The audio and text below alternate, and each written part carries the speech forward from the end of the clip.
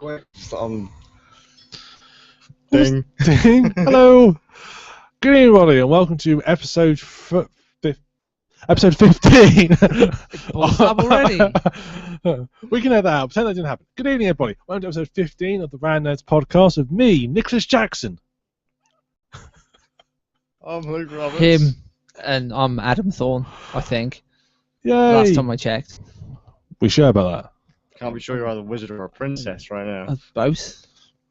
Yay. Princess Wizard. Good. Beautiful and bearded. Right. Perfect. Right on. I will promise this. I've actually started doing this. Oh shit. Oh. What is wrong with you? Oh my god, the world is over. We've had technical difficulties tonight, and yeah. Well, technical difficulties. We sat up on time near enough. Yeah, we actually were on time I've been for once. sat here playing tabletop games all night. We've been playing. I shall show the camera.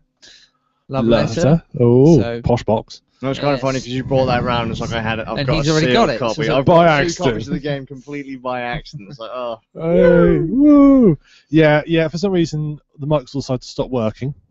Yeah, that was stupid. My PC's just upset because I've been using the Mac. And you've been using it right next to it. It's almost like you've almost been cheating on it in front of it. I have been. I actually told it I was going to. That's why it's upset with you. Tough shit on it. It You should know, be so loud. Windows get jealous. You can hide the beer if you want, and they know we're drunk when we get drunk. And number They first, know when it we're looks drunk. a bit tinier, that's all. doesn't make us look. We've got empty cups and everything else It makes on us it, look you know. really tidy. I feel such a slob drinking beer on a podcast. That is good. It's all good. It's all good, really. Shall we start? Yeah, go for it. Let's begin. What do we normally do on the podcast? At this We talk about games we've been playing. Right. this is going to be good. It is. Obviously, recently was the Steam sale. Oh yes. Some ridiculously priced games. We've bought quite a lot of stuff. I picked up Even though everything was on sale, these two are bankrupt. I got paid on the third day of the sale. I was like, yes, I've got money. Third day of the sales. How much did you miss, and how much are you crying about on the inside? There anyway? wasn't much things I missed. There's a couple of things I looked at. I want that game. I can't afford it. Well, clearly, being a wizard and a princess, I'm never short of cash. So No, obviously not. Just magic more. yeah. Exactly. So I mean, some of the bargains I picked up, and these are all bargains. I got World of Goo for I think something like 69p. That's Look. about 50 years old. It is, but Neat little game, though. I've always wanted it. Yeah, so I thought, oh, that's a bargain. I'll buy that. Thought, yeah, good. I've heard good things about it. I've not played it yet. I got the Game News edition of Fallout 3. I had that originally but it was obviously Games Winners Live based.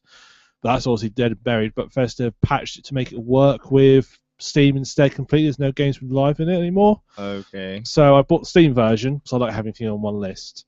And I suffer from this too. yeah, it's like I've got this game, but it's cheap and I can have it I on the have same The Witcher list. 2 twice. Yeah. So I bought that, and I'm having to transfer my slaves over to it. So great. Although I have actually finished the Transfer game. your slaves over. So to. yes, because I'm a slaver in it. No, I'm not actually. I killed all the slavers. I raided Paradise Falls. I then got the original Far Cry 3 for something that's still got 79p. Far Cry 3, great little game. Love that game. Not in any way related to the Far Cry 2 or 3. No way related to them So at it's all. just the original Far Cry. It's a proper original Crytek Far Cry game. Some game I don't know if any of you guys have heard it before. It's some sort of cops and models based game called Payday 2. I think Never heard of it. I'm No. not played that Never game. heard No. Once in my life. I think we need to mention the podcast at some point in the future. That wasn't the Could only you game could you I look picked into up. it for me, Adam? Yeah, okay. I'll check that Okay. game up. And the final, You second picked to that last, 'cause I nagged him to get it. yeah, second to last game I got, which is the ultimate game. It's the best game ever made. Is Goat Simulator. He would have preferred Cheap Simulator, but You Goat do Simulator's get a card. You know, you get train cards. One of the train cards is for sheep. Hack one into the game. They did. So you try it. So Goat Simulator, which is like sort of Tony Hawk's, but you're a goat. That's fucked It up. is. You get sort of it's amazing much fun you have just running around headbutting people. It's strangely addictive. Yeah, it sounds like Yeah. every other day we walk down Game the for street. football hooligans. Yeah, then. but it's got but it's also got this. You've got a grappling hook tongue upgrade you can get, which means you can aim at a building, like almost like in Just Cause. Okay. You grapple something, you just let jump, and you go flying up to it. This goat just flies in midair. Don't say how much I love Just Cause 2. Is if you like Just Cause Grappling Hook, then I've got you'll the like this first game. one, but I haven't played the second one. Just Cause 2 is There's a insane. third one on the horizon, isn't there? Or is it out already? Maybe, I don't know. But the Just Cause 2 map is massive, and quite recently they kind of made the multiplayer mode public. Now, I don't know how that works. I'm just trying to imagine all these people trying to fly around and kill each other on a map as big as in Just Cause 2. So, I mean, Right. seriously, you could drive for hours. I think Just Cause 2 is one of those games that don't think anyone's ever played the story they have missions on. I think most people just get in it and say, "Oh, I've got a grappling hook now. I'm going to install the mod that makes it indestructible, and then I'm just going to have fun." See, once upon a time, I was supposed to be reviewing that game, and I came to the conclusion that Just Cause 2, although it does have story missions that are supposed to up your chaos or whatever, which then open up the next story missions, you would have way more fun just messing around, blowing everything the fuck up. So ignore the little missiony things that they tell you to do to side with people on the island because they're absolutely useless D-bags, and just go on a mass murder rampage because it's so fun. We know what your priorities like now. Yeah. Forget helping the people. Let's just go on a mass murder rampage. Yeah, fuck them. Yeah. The start of the game lets me it lets me seriously scale the side of a building, hop into a helicopter, and then lay waste to everyone trying to kill me. I was in heaven, mate. The fact that I got to blow up a petrol station in about 30 seconds as well was just Nice. so good. Great game. I picked a Yeah. few games up as well. On the sale, I picked up Metal Gear Rising: Revengeance, The Wolf Among Us, which Luke very kindly picked up for me for leaving beer around here, so Just that's good. Very quickly, the beer that we are. Yeah, Just very quickly, Wolf Among Us. I know it's made by same people who made The Walking Dead. yeah, Telltale Games. Walking Dead's a fantastic game series, very character focused, very enjoyable. Got some unique gameplay mechanics to it, but very enjoyable game. Would you recommend The Wolf Among Us? Absolutely. Again, character focused, same sort of mechanics as Walking Dead. I mean, I know in Walking Dead you get combat pieces, don't you, where you have to fight zombies and things. Nick. Yeah. Yep. Well, in The Wolf Among Us, you also rude bastard. you get combat. I was pieces as listening, well. don't worry. Yeah, I mean, you have pieces where you'll go into quick time events and parts where you have to actually wrestle with other characters and fight with other characters. So yeah, it definitely comes recommended. If you enjoyed the Walking Dead, you will enjoy it. Storyline's a bit different. I'll go into that in a little while though when we sort of talk about it a bit more. Just quickly, every time someone says quick time event, I always think of Sword of the Berserk, Guts Rage, Yeah. and that stupid fucking bridge jump, and the bridge is about to give way, and you have to. It always makes me think of Dynamite Cop. Well, I can never ever remember. I can never remember the buttons on the Dreamcast key, like on the control pad. That is the only control pad in history that I can never remember what the buttons are. So I'm just sat there like, what button is that? And I look down, I was like, oh no, I fell to my death. I didn't like Sword of the Berserk that much. I love the manga, I love the anime, but that game was a bit meh. Oh yeah, it was iffy, but it was hilarious as hell. Just running around hacking people. We need a good Berserk game. We really, really need a good Berserk game. It's something that it's such a good anime and such a good manga that there should be a game for it that meets that sort kind of of fun quality. if you just like running around Yeah. wailing on people. It didn't play much like a Berserk game though, not what you'd expect from Berserk really. In fairness, the whenever story someone was just says a kinda Berserk naff. game, I just think of the original arcade Berserk game or the Atari Berserk game. Yeah. You're taking on the robots. Yeah, but I mean, it should be big battlefields, running around, getting into huge sort of combat and stuff. Yeah, And I mean, for what it was, it wasn't the bad. game that played best like it, I thought, or that replicates it best, is Dark Souls with the big swords that you can get in there. Fucking And Dynasty Warriors. yeah, Dynasty Warriors could as well, but the one that does it best is Dragon's Dogma. There's a class in that Haven't played which it. wields a two-handed sword, and you basically fight like Guts. I mean, you get his armor's in the game, so it's obviously got some inspiration in there. What else did I pick up? I picked up Strider, which is kind of okay. I won't go into that. The reboot of the old arcade game. It's done by Double Helix, I think they're called. Oh, I haven't. Working on behalf of Capcom. I've been told it's fucking It amazing. is fun. It isn't amazing though. It's fun. It's really good. It's a good Metroidvania style game. I'm in. Character models leave something to be desired. When it goes up close, they've got fixed expressions and their mouths don't move. And one of the villains has a maniacal smile fixed on his face constantly, so it just looks bloody terrible. But the game itself is okay. A bit mundane, I found. I don't dislike it, but it's kind of that been there, done that sort of feeling with it. But there are some Been cool there, things. done that, like bits, in yeah. 1996. I like the fact you can deflect enemy attacks. Like when they shoot you, you can deflect bullets once you get an upgrade. And that's quite fun. If I had to be honest, I can't really remember much about Strider as a series, It's, but I remember it's very different to the old Strider games. But yeah, what else did I pick up? I picked up Deadly Premonition because that was only a $5. That's an experience, a very odd game. Anyone's ever seen Twin Peaks? Ever seen Twin Peaks? Anybody here? I've heard of it. Okay, yeah, Possibly. it's inspired by Twin Peaks. It's a very quirky survival horror / detective game, but your detective is completely fucking insane. So Right, Twin Peaks is the one where we had David Duchovny cross-dressing, wasn't it? yeah, I believe so. Yeah, there's some weird stuff that happens in it. Yeah, and there's That's the only thing I know about Twin Peaks. a red room It's in got dreams. mold. It's Fox mold and cross-dressing. A red room in their dreams where they speak to backwards talking dwarves. It's been spoofed by like every comedy show ever. I think The Simpsons did a famous spoof of it. But the main game I got, which wasn't actually in the sale, was Shovel Knight.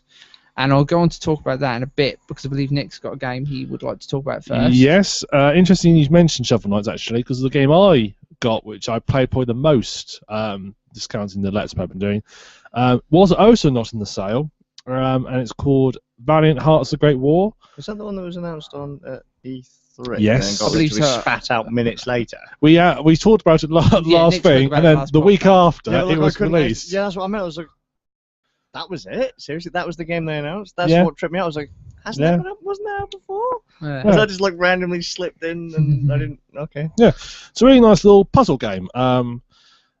It's got a bit of action, but it's not a great deal. Random plug. There's a review on the channel by, Hey. which has now put me in such an awkward position. Now I'm not ever going to put up a single video ever again because it'll probably be worse than what he's done. And he's only just started. Good job, Nick. Yeah, that was a good review. Yeah. Enjoyed It was watching it. actually. I was And just it like, actually convinced me to perhaps pick up the game further down the line Good. because I did look at it. it's not even my You hear style that, of game, but it's Ubisoft? pretty good. I'll take royalties.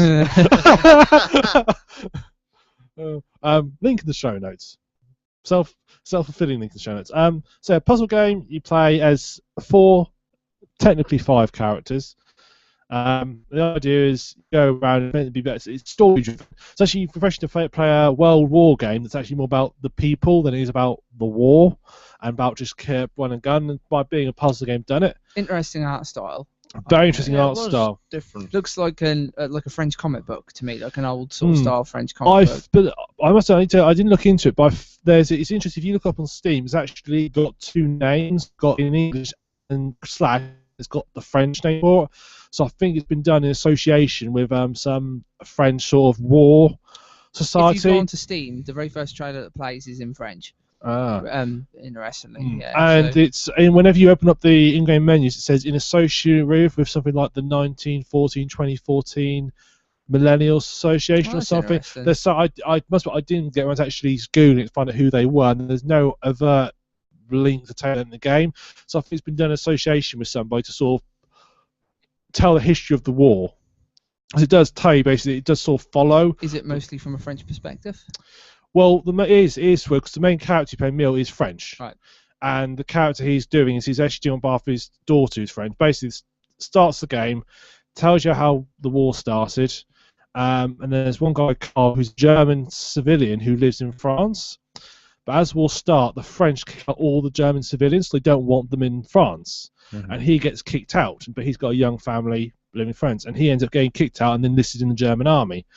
And then not long after, Emile, the girl's father, also gets called up, and he has to go and fight. And it's about how they sort of pass cross and how they sort of try and work their way back to get him back to the farm and back to Hans. But it's actually amazing how, despite the very cartoony graphics, how good it is portraying the horrors of the war. You know, when you first encounter the chemical gas, and it's amazing how much it panics you when all of a sudden there's like you're going down a mine shaft, you're digging your way out, and there's this gas just slowly coming after you. It's amazing how quickly it panics you.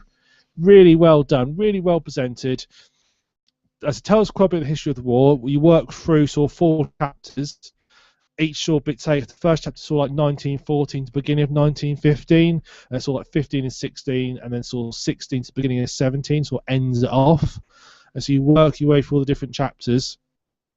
Puzzles-wise, they are your usual sort of adventure game puzzles. You know, it's like find these things, give it to the person. You get these like chains where you have to, like, that person wants something, you need it, he wants something specific. You find the guy's got what he wants, but they want something different. You sort of end up doing these chains. And does it so follow a structured route, or is it broken into segments? Because from what I could see of the video, it looked like it was segmented in different pieces. It is quite because basically it's spread over the whole 14. It'll say, okay, Emil gets caught back to the army with Freddy, who's the American volunteer. He's an American volunteer in France, which did happen. There's 117 American volunteers, from what I remember. If that's correct, it means I've learned something. And it says, okay, and his unit gets deployed, take off to do this battle. So you then just see like a map where they're moving to like the next battle zone. So in that respect, he's jumping about, but only because it's sort of advancing the plot in terms of time, because obviously these battles are months apart. Yeah. And you end up doing lots of things, like you take down a castle, that's a bit, or take down a fortification, you get to drive a tank in it, which is quite cool. You have to like build the tank, so you have to go and get the parts and machine them and build them. It's got lots of, it does change at the gameplay a lot. There's a lot of stuff that it did, I couldn't put in my review in the videos, but it really changed at the gameplay. Yeah, it looks like there's all variations on puzzles and things. Each character works very differently. So Emil's character is very much a case of, okay, he's like your traditional puzzler in that he doesn't really use any sort of, he doesn't use food weapons, but like mounted weapons, like emplacements. He doesn't really use grenades that much. He's more like your traditional puzzler. Okay, I need to move this pipe and change this and reverse that. Freddy's the actiony one. He's the one who gets all the tanks and stuff. He's the American, you can probably guess. He gets the tanks and stuff. You've then got Carl. He gets quite early on. This is a bit of a minor spoiler, but it happens quite early on. He gets captured, and he has to escape. And you have to use stealth to escape, including hide behind some sheep at some point, which is really good. That ends up in the video. I had to use that video. I thought that's got to go in the video. And then you finally got Anna. Now, Anna's the only frustrating character to play because she's a nurse. So most of her levels revolve on healing people, and if you heal them, they do things like they open a door, or they'll give you something, or you might there's a bit early on where you need to move something, and you need to get all the men to help you move it. So you go as Anna healing people, like rescuing people, and eventually get enough guys to help move this thing. All right, okay, that's quite interesting. But unfortunately, to do her mini game, it's like a traditional sort of I can't remember the name of them. You know those old games we used to have where like the dancing games. Where Yeah, it looks like a rhythm game from what I saw in the video. That's what I was trying to think. Rhythm game. We've got like a rhythm game motion you're having to do, and the way the game's control system is actually a bit stupid. By default, it's arrow key, which seems weird to me because who plays by default arrow keys? Many games default to that very often these days. So that's weird. So I went back more to WASD, and then I found the game still used the arrow keys. So I'm sat down pressing the WASD key, saying, why is this not working? Why can't I get any further? And it dawned on me, I'm meant to be using the arrow keys. And that is quite, if you're not very good at rhythm games, which I never was, there's actually several points in the game where if you're not very good, you'll be stuck a while trying to get. The only blessing is that they don't randomise it. They're always the same sequence. After a while, you get through it by memorising it. Okay. That's how I got through. I couldn't do it by reaction alone. I just simply can't do that sort of game. That's the only frustrating part of the game. But no, enjoyable game. It only takes last about 8 hours, but it's $11.99. So I definitely highly recommend it. Oh, excellent. Cool, yeah, the game that I've mostly been playing, again, not in the sale, but picked it up anyway. It's a game I've been looking forward to for a long time, called Shovel Knight by Yacht Club Games. This is basically a love letter to those of us who grew up with retro games on, say, the Nintendo Entertainment System. It plays very much like somebody took Mega Man, Mario 3, Castlevania, and Zelda, and stuck them into a blender. More Zelda 2 than Zelda 1, but put them into a blender and came out with Shovel Knight. It's fantastic. Although it's 8-bit, it's sort of made to look like an 8-bit game that has chiptune music and such. It's obviously a little bit more complex. It displays, I think, about 4 more colours than 8-bit. Wow. Yeah, but I mean, because, for example, in sort of, say, NES games, you had rooms that would say change colour, and sometimes if there weren't enough colours to keep up, your actual character sprite would change, wouldn't it, to fit the mood. So obviously to prevent it from doing that, they've added these extra colours, and yeah, the music's a little bit better than sort of regular NES music. But it's a fantastic game. It's mostly based on the style of Mega Man. So Mega Man's original style was you fight 8 different robots, wasn't it? And then you go on to fight Dr. Wily. Well, obviously here you fight 8 different knights, and then you go to fight the Empress. The basic story, it's not very story heavy, which is good really for this kind of game. Is Shovel Knight and Shield Knight were partners, and they sort of adventured around together, helping people, saving people, yada yada yada. They go to a place called the Tower of Fate. Shield Knight picks up an amulet, and the amulet does something horrible, and we assume that she's been killed by this amulet. Shovel Knight finds her broken helmet, is pretty much crestfallen, and stops adventuring, just becomes a grade A shoveler, just goes around digging for people for jobs. But then this enchantress rises and builds a tower and amasses these 8 knights. I don't know where originally from, but these 8 knights seem to appear, and they're all sort of themed around different things. So Shovel Knight decides, right, I'm going to go fight these eight knights and destroy this Empress and save the day, as any classic NES hero would.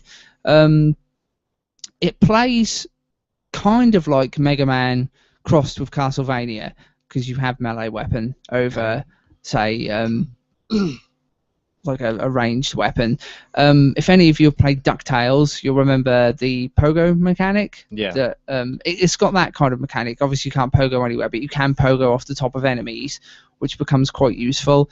It's challenging, but I wouldn't go so far as to say it's Nintendo hard. You do gain upgrades, because as well as visiting the 8 sort of levels, there are sort of minor levels as well, and there's villages you can go to, which is where the Zelda 2 element comes in. You can talk to civilians and gain different upgrades. I think you can upgrade your health, your mana, and then you get things called relics, which is where it becomes a bit kind of Zelda 2 like, in that you've got an inventory and you get different items and they help you out to do different things. Also kind of similar to Mega Man's upgrade system. When you defeat enemy robots, you gain their skills. But this time around, the knights aren't necessarily relative to the item that you pick up in the level. Their skills might be slightly different. Try to think what else I can say about it, really. It's pretty much a love letter to those of us who played these NES games. Anyone who enjoyed those kind of games should really pick it up. Platforms? Yeah, it's on Steam, 3DS, and Wii U. The 3DS version has something the others don't, in that it's got a 3D option, which is parallax scrolling based, like Kid Icarus is on the 3DS, the original Kid Icarus, that is. And it has a Street Pass battle mode, where I'm not sure how it works, but using the Street Pass, your knight will battle against another player's knight if you pass them in the street. I'm sold.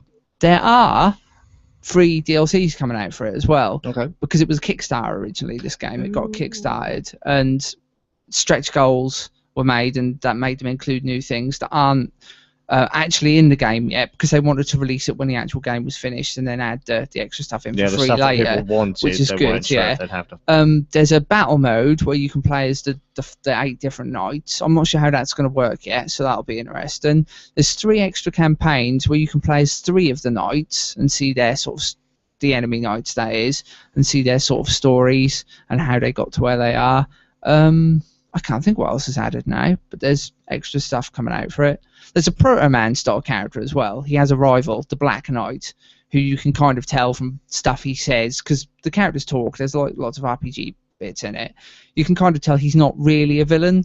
He's bad, but he's bad for a reason, kind of thing. And he's not officially affiliated with the other 8 knights. They're part of a group called the Order of No Quarter, and he refuses to be acknowledged amongst them, so he's obviously got his own agenda that I know from completing the game, but won't spoiler.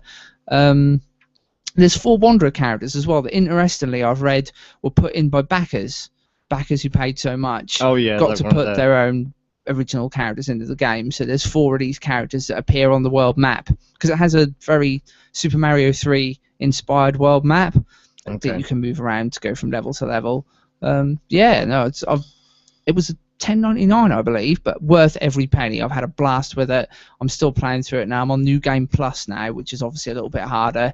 There's lots of Is it the achievements same and game on things. every platform? So if I got it on 3DS, Yeah, it'll be it's the same exactly game? the same. The only differences are minor. The 3DS one has the Street Pass battle mode and the 3D scrolling, and you can use the bottom screen to access your inventory. Okay, so nothing has actually been. Yeah, no, All there's round. nothing like that. But I was reading in a forum somewhere, but you know, you can't always trust forums, that they were saying the 3DS one, because the 3DS and Wii U versions aren't out yet in Europe, so I Oh, hear. okay.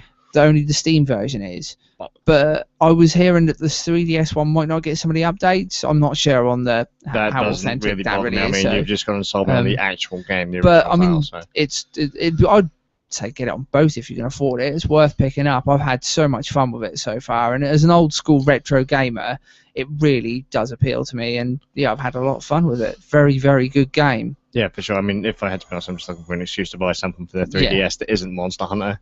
Yeah. So, Well, I mean, I guarantee you'll enjoy this. Knowing the sort of retro games you enjoy, and the fact you like NES era games, or NES era games, you'll definitely enjoy it. It's a thoroughly good game. Yeah. you'd never guess I like the NES, even though I've got No. two set up in the living room.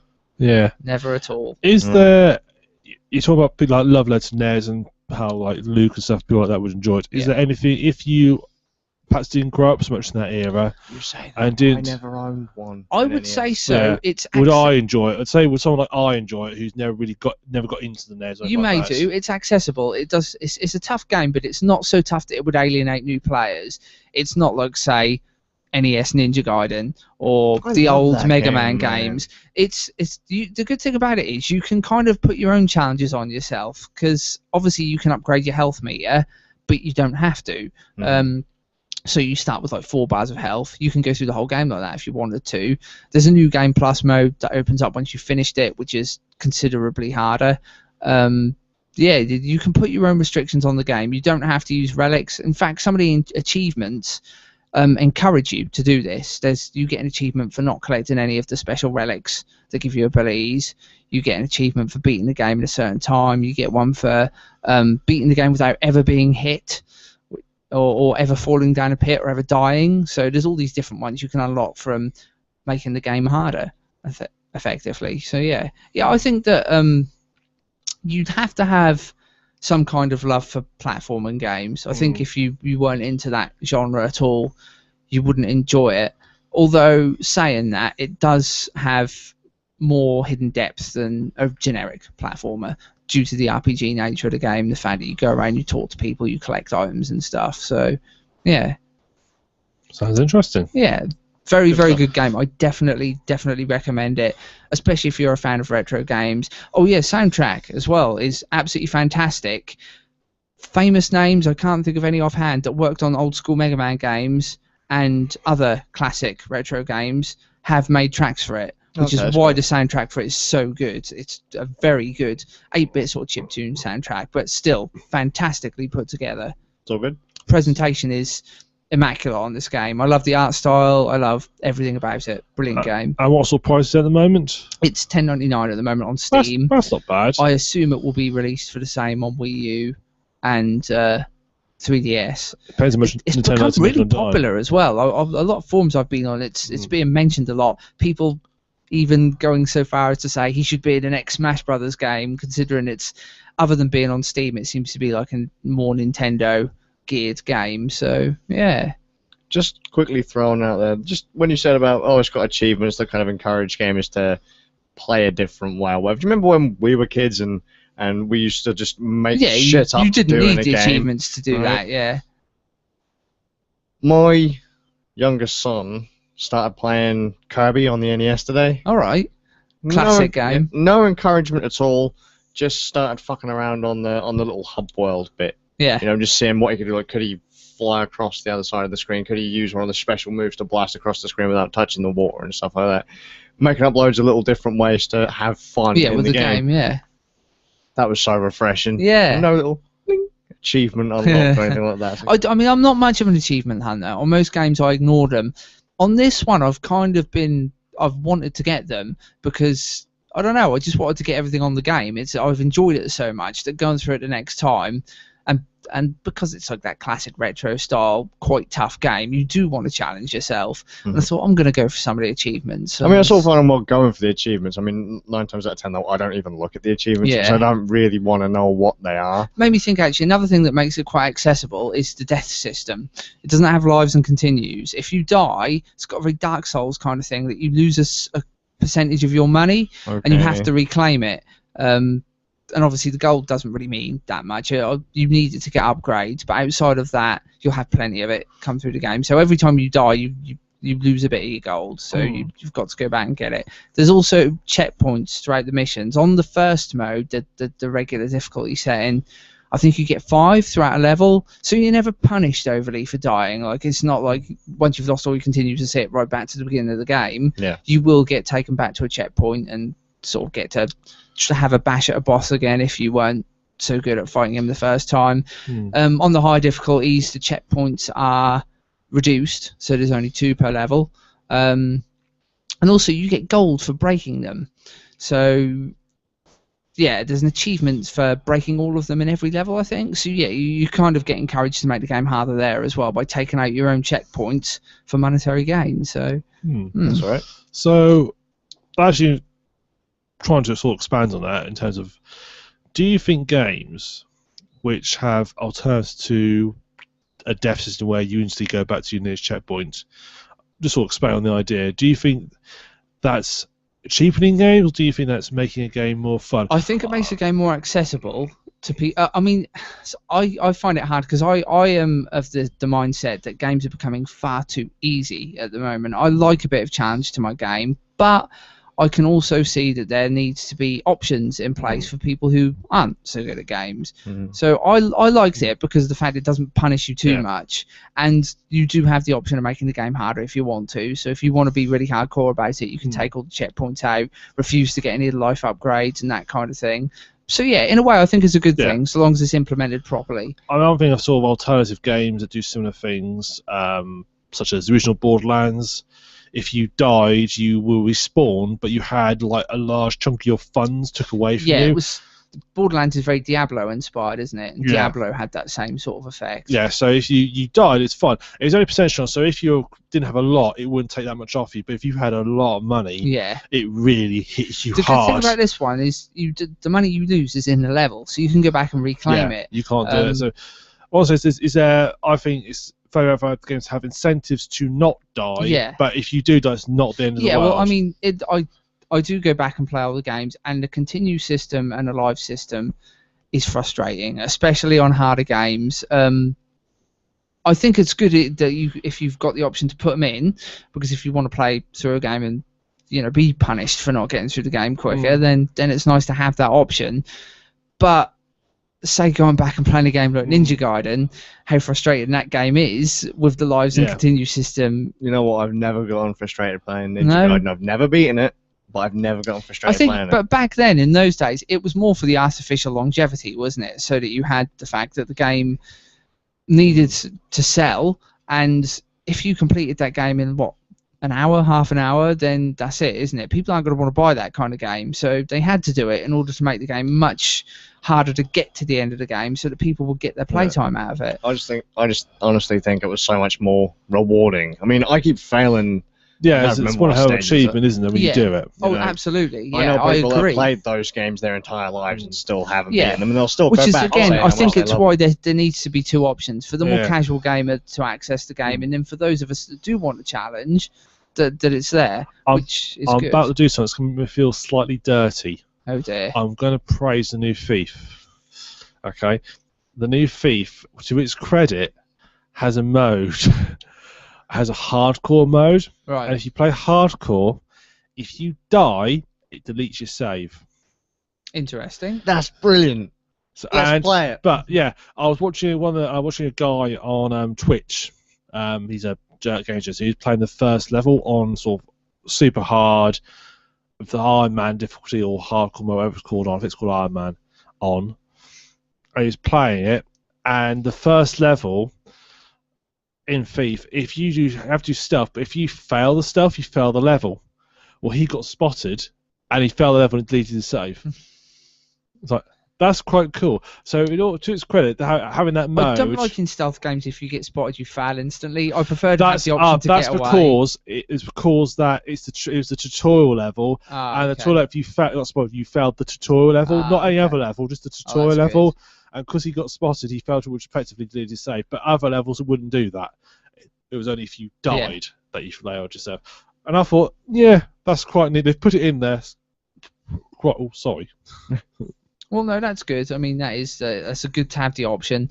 I think that games should at default, if they're games that are meant to be quite tough, they should default on the toughest setting, and you should have to set down.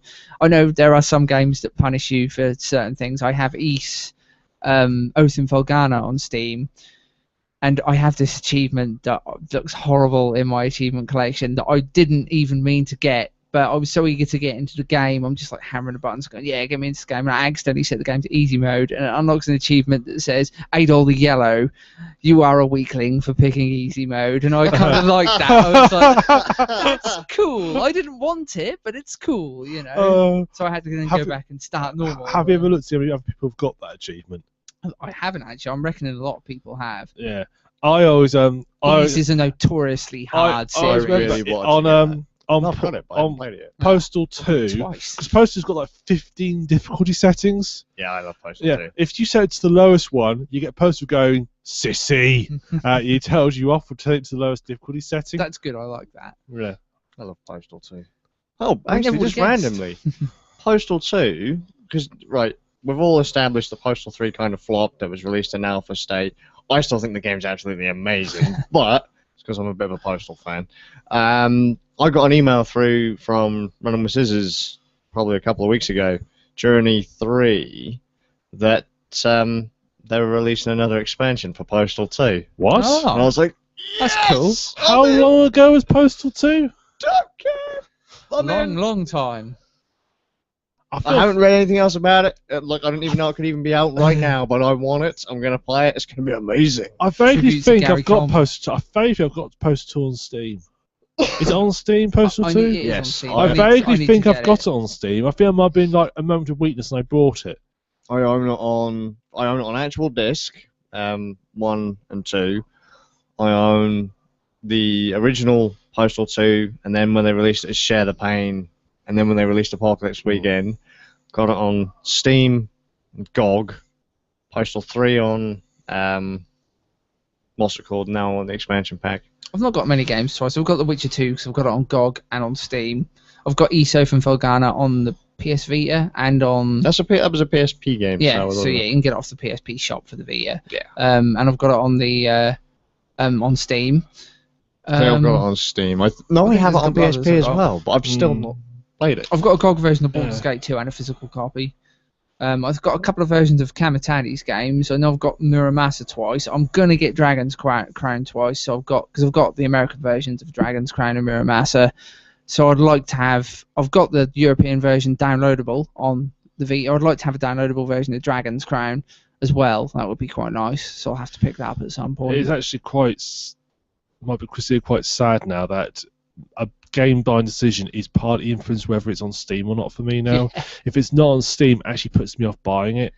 For a PC game, it is nice to have all your games in one library. I do agree. Yeah, so they're all there, and you know where they are. You know. And what's there is a installed bit and of where it bragging is. rights with Steam, isn't there? Because of the fact that you level up on your Steam account and you can modify it and give it backgrounds and unlock all badges and stuff. We have an opinion. Oh, An opinion. This is a new section. We've had questions, and we've got an opinion. Ah. And Silver Surfer for the win of the hardest game on NES. That game is amazing. Holy crap! And the music is just so metal. Now, is it the hardest game on NES? Holy shit! It is. My only exposure to it is watching Angry Video Game Nerd do It's it. as hard as And it fucking it looks. looked hard. And it's oh my god! It's absolutely brilliant. I love it. Like seriously, one hit death. Anywhere you touch the ceiling, you're dead. You clip an enemy, you're dead. You start off really freaking weak as well. So I like You see, we call that realism mode in modern I games. like Metal Slug for that reason, the whole one-hit kill thing. I That love was- Metal that was, Slug as one of well. my favourite games. Oh my Well, God. actually, it was a positive I should have noted about Strider. One thing I really like about the game is you don't get hurt if you bump into enemies. You get hurt by their attacks, but not but, if you just which I touch it. really like. I really hate that when you bump into you're injured because you walked into him. It's like, I'm bigger than this guy. I shouldn't be getting I've injured just- from walking into I him. just brushed past him. Ugh, blood In sprayed fact, everywhere. one positive about that game is it controls so fluidly. I've not played a 2D game where the character controls so well. You can dive between enemy shots and stuff, and pretty neat. it's quite fun to control. As mundane as I found the rest of the game to be, Hiryu's controls are brilliant. Very, very well controlled game. I want the game. I just don't have time to play games. Yeah, I wanted it to go because I was really gutted because in the Steam sale they've started putting some bloody ridiculous options into the votes. They community votes, and one of them was platformer, female protagonist. I was like, why does that matter? Oh Just put yeah. platformer, you know. No, let's be honest. They were trying to figure out different categories, weren't they? And it's like it doesn't really matter. But then the opposite one was retro games, and it lost, and it was like to have Strider with more off and Double Dragon Neon, which were two games I really wanted. You're gonna hate me that I voted for the female protagonist bit. You're an asshole. Why did you vote for it? I only this one voted. was like- So I only voted to get the trading cards. Like, Nick, you know what? We fucking hate Yeah, we hate you officially right now. Yeah. Why did you vote for that? Feeding Because that I all thought of that I looked at awful the trading. SJW agenda. I looked at the two little games. I thought, which of the games am I likely to buy? I thought more buy games off that What list. made than me that laugh list. more is that it had Mass Effect and Dragon Age in it, and that game allows you to make your protagonist. You could be male or female in that, so I don't know Yeah. what the hell they were getting at The with Mass that. Effect female character is one of the best characters in gaming. I hate the male character. Is such a generic space marine American dude. Isn't the woman just generic female space marine? No, person, she's though? really well. She's Isn't really she well just a acted. generic dude? No, she's no. I tell you what, the voice acting. Jennifer Hale does a fantastic job voice acting. That actually is another thing that Shovel Knight has in the What, Jennifer DLC Hale. or anything. Like I'll Jennifer buy. Hale, I'll buy it's it. got a gender bending mode where you can be a female Shovel Knight and the Shield Knight is a bloke instead. So that's interesting. That's pretty neat. I just think that they've gone a bit far with some of this female protagonist stuff. I think it Check should. it out, it's a woman. So long as the game is good, shouldn't matter what gender the protagonist is. You know, Yeah, you buy it for the exactly. game. You don't buy We're it not for that. gonna. Yeah, People I cry don't- so hard now. Oh, they it's don't have an ridiculous, option. I isn't don't it? mind having it. I like the idea of games I- that have female I'm protagonist. absolutely fine with a it's female different. protagonist or a male We're not protagonist. going to go down or we're Ubisoft. playing as an alien or We're a not- robot or We're not anything going to go down else. Ubisoft's routes, are we, in this statement? No? That Ubisoft developer. You know what he said? What did he This say? is about This- the Assassin's Assassin's Creed. Creed Unity. There, someone asked why you couldn't play as a female character in the multiplayer, and his excuse was it would be too much work to animate them. No, I think they said no. That wasn't the Assassin's exact Creed, was it? thing. He said that. Yeah, that, it there was- was another game. That No, it was mentioned about that Assassin's recently. Creed. He They said, didn't have people on staff to do the extra stuff, but then yeah, but someone- then one of the original animators turned around and said it took us about a day. Well, actually, isn't there female characters in that game But then- anyway? So Yeah, surely but they what should I'm have saying been is- there. look at where the game takes place, and then think of the odds of seeing a female assassin that Yeah, but time. the thing is, though, but that to me would be logical. That yeah, if the women aren't really noticed stuff, I think that would be a All I brilliant know is idea. when I'm playing a Women game. get dragged off the streets and clubbed just for the lols. Not everywhere. The only time I object to it is like I'm totally down with having female protagonists in games because I don't really give a damn about who I'm playing so long as my character's cool. If I like my character, my Exactly. character's likable, I'm happy. But then there's people that are petitioning to have them put into like historical games on battlefields and stuff. And you're like, yeah, but that didn't happen historically. Yeah, so no, you that's can't fair do enough. it. That's fair enough. That's you said there were some women soldiers in some historical Oh, battles. yeah. They hid the fact that they were women soldiers. Oh, I mean, yeah. even in the English Civil War, they were women soldiers, Oh, but absolutely. they obviously when they were asked, they weren't. They don't hide it in China though, do they? That hardcore woman who was a pirate and basically kicked the shit out of all the other pirates. I can't think of her name. Well, in fact, a offhand. lot of I think there's a lot of pirates who had female crew members because they just didn't She was care. the captain. Yeah, they just didn't. A lot of pirates, even sort And I of think around the she's, Caribbean, she's they didn't actually really care. like the most well-known pirate in China. And I think considered to be like the hardest pirate worldwide. But yeah, it's interesting. No, I mean, But I think developers giving silly excuses for Yeah, not putting I female. think That was a silly There's excuse. some SJW shit that comes up around games these days that is a bit daft, and I think that was one of the things Yes I looked and at that no. in the Steam profile and was Why like, can't we just say that's silly. there ain't a chick character? Who gives a shit? You give a shit? Shut the fuck up. It really it's should our come game. down to the developer, shouldn't it? If the Exactly. developer wants to, they make a game that they want to make, so it should come down to. And I'd be totally fine with seeing some developers come along and go, yeah, we want to make a game with a protagonist is Just don't female, fully so long as it develop isn't to put in what just you about want Okay. the to get. gender. Fine if everyone wants to make that choice, but don't come up with a stupid excuse. Yeah, Don't tell us, say, oh, it'd been too difficult to animate. Don't give us yeah, stupid that's say, ridiculous. you know what, yeah. we just didn't want to put one in. Don't put stupid excuses out there to try and justify not doing it, because all it does is it just makes you look pathetic. It makes you look you're trying to justify In it. fairness, complaining about it is even more pathetic. Well, no, Just because saying. No, not no, no, no, funny. I'm not arguing with this here.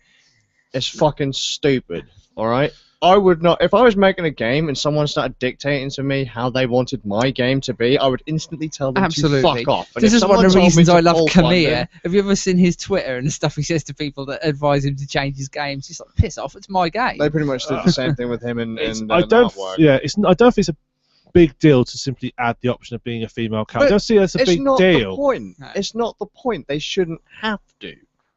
I don't complain that Lara Croft is the main character of fucking Tomb Raider. Yet I don't complain that Nathan Drake is the main character of Uncharted. I don't give a shit. I think It the doesn't main thing to do matter. is if the game has a protagonist you don't like, don't play it. I didn't Yeah. pick up the new Don't- DMC because the new Dante was shit, so I didn't bother. Don't dictate to the But devs what you want their game to be. But when 99% of the games out there feature male characters, but Oh, yeah. a lot of shit.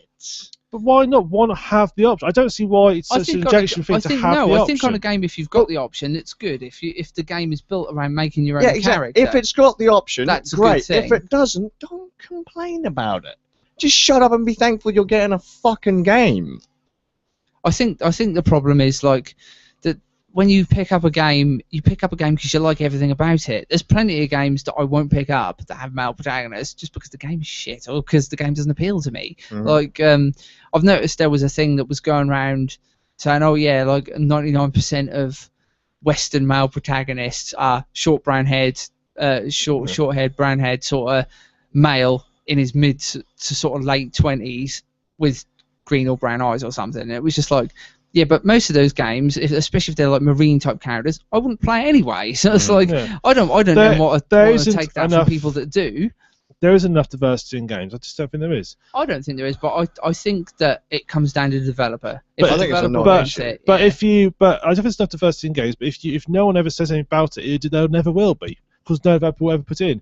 I mean, it's I like think it's they like will, it's because like if the- taking If the diversity. developer wants to put it in, Yeah, there it's it not is. like No, there's some most won't bother conspiracy, because is they'll there? just think to themselves, "Oh well, we'll just stick to the generic one." I mean, look at video game protagonists now; they're all generic, same character. because they're most games. cash Yeah, and cows. because they're rubbish games. We tend not to play those games. Yeah. I kind of like it. That's not our fault that the average gamer is a retard.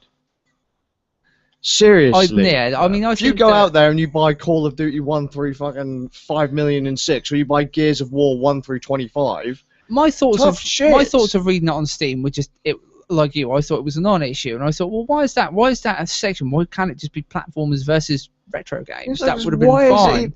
why is it even a thing? Seriously, stop dictating to the developers how you want their game to Yeah. be. It's not done yet. It isn't there. It's none of your fucking business.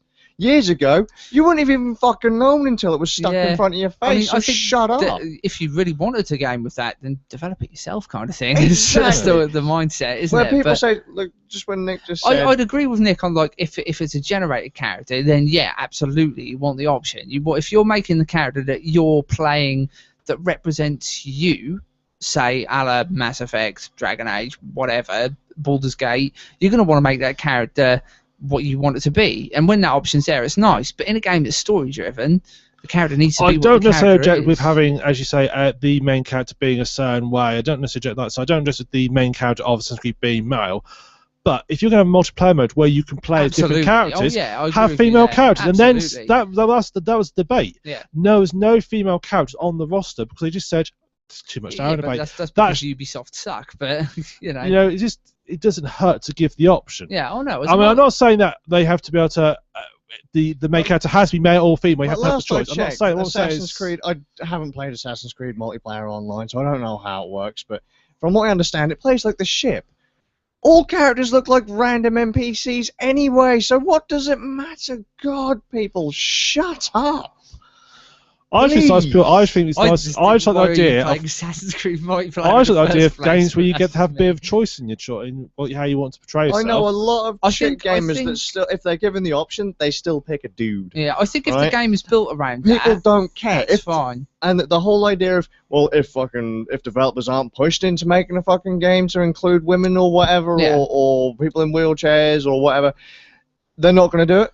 If they want to, JoJo they did will. that. There's a JoJo game on PS2, and you can play as Jean-Pierre Polnareff when he's crippled in a wheelchair, which is brilliant because Jean-Pierre Polnareff is a great character. I don't think there's as much debate of developers not. I think developers just stick with the easy route.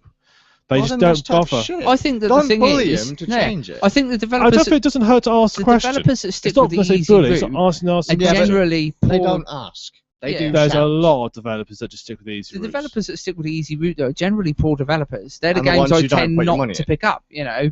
And if it's a dude bro shooter, it's going to have a dude bro character. And those that, though they aren't my kind of games, they have their place, and the guys that play them are going to enjoy them. But then if it's a game that is more geared towards a different kind of player, then you know it's going to have a different character or more diversity. But that's just me. It's just the way I see it. It is a case of the developers just automatically assume that everybody always plays male character. That's the trouble. I think the poor me- poor developers do. 20% of players in Mass Effect played female. Now, okay, that's only one out of 5 games, but still 20%, still a reasonable chunk of the audience. An idea that more players played No, female only Shepard, 20%. Well, most people just left it to default settings, didn't change anything. All right. Of course, default is male. It'd be fresh to see a game where default was female. Interesting. And you had to change to male. Because I only haven't played Mass Effect 1, and I did that as well because I saw the character editor and just thought, this is horrible. I'll just stick with default Shepard. Is there a nice-looking default female Shepard? Because obviously the default male Shepard looks a hell of a lot better than any male Shepard you can make using the editor. Oh, yeah. So, yeah. The default one. Yeah, I didn't change default. No, Default that's female. good. But all the promotion, every single bit of promotion material they put out there, they always put the male Shepard in. Who was the worst acted one? He was. You hear if Well, you yeah, compare the acting of the I male to agree the there that female, if there's 2 character versions, then they should double up on Yeah. the promotion. I'm but- sure it wasn't hard to just swap it out. So But I you mean, had the one both. that got me was what we spoke about before about Mighty Number 9, and they were sort of saying, "Oh, there needs to be a female." There And I is was like, always some was like, kind of background it's agenda a when they Mega start Man going game, off. dude. Like, you know, it's meant to be Mega Man, and we're When- just going I'm back sorry, to but the if- old game. If they were to ask, I'm cool with that. Yeah. But when they start gobbing off, there Yeah. is an agenda well, behind it. I and will don't care say what people that say. in the case of one thing, it was an ask. It was a question. Oh, that's okay. It Why was a c- question why that can't you turned play- into a flame. It's just when it's a No, question from not necessarily. Kotaku It was, that it becomes. it was a question someone asked, and then someone gave a very stupid answer to. And then everyone started crying about it. That's the, Well, so that's the cry point. about I was wondering Yeah, if it's a because it was a Khmer stupid game. Somebody answer. asked and he just said, "Do you eat shit?" You know.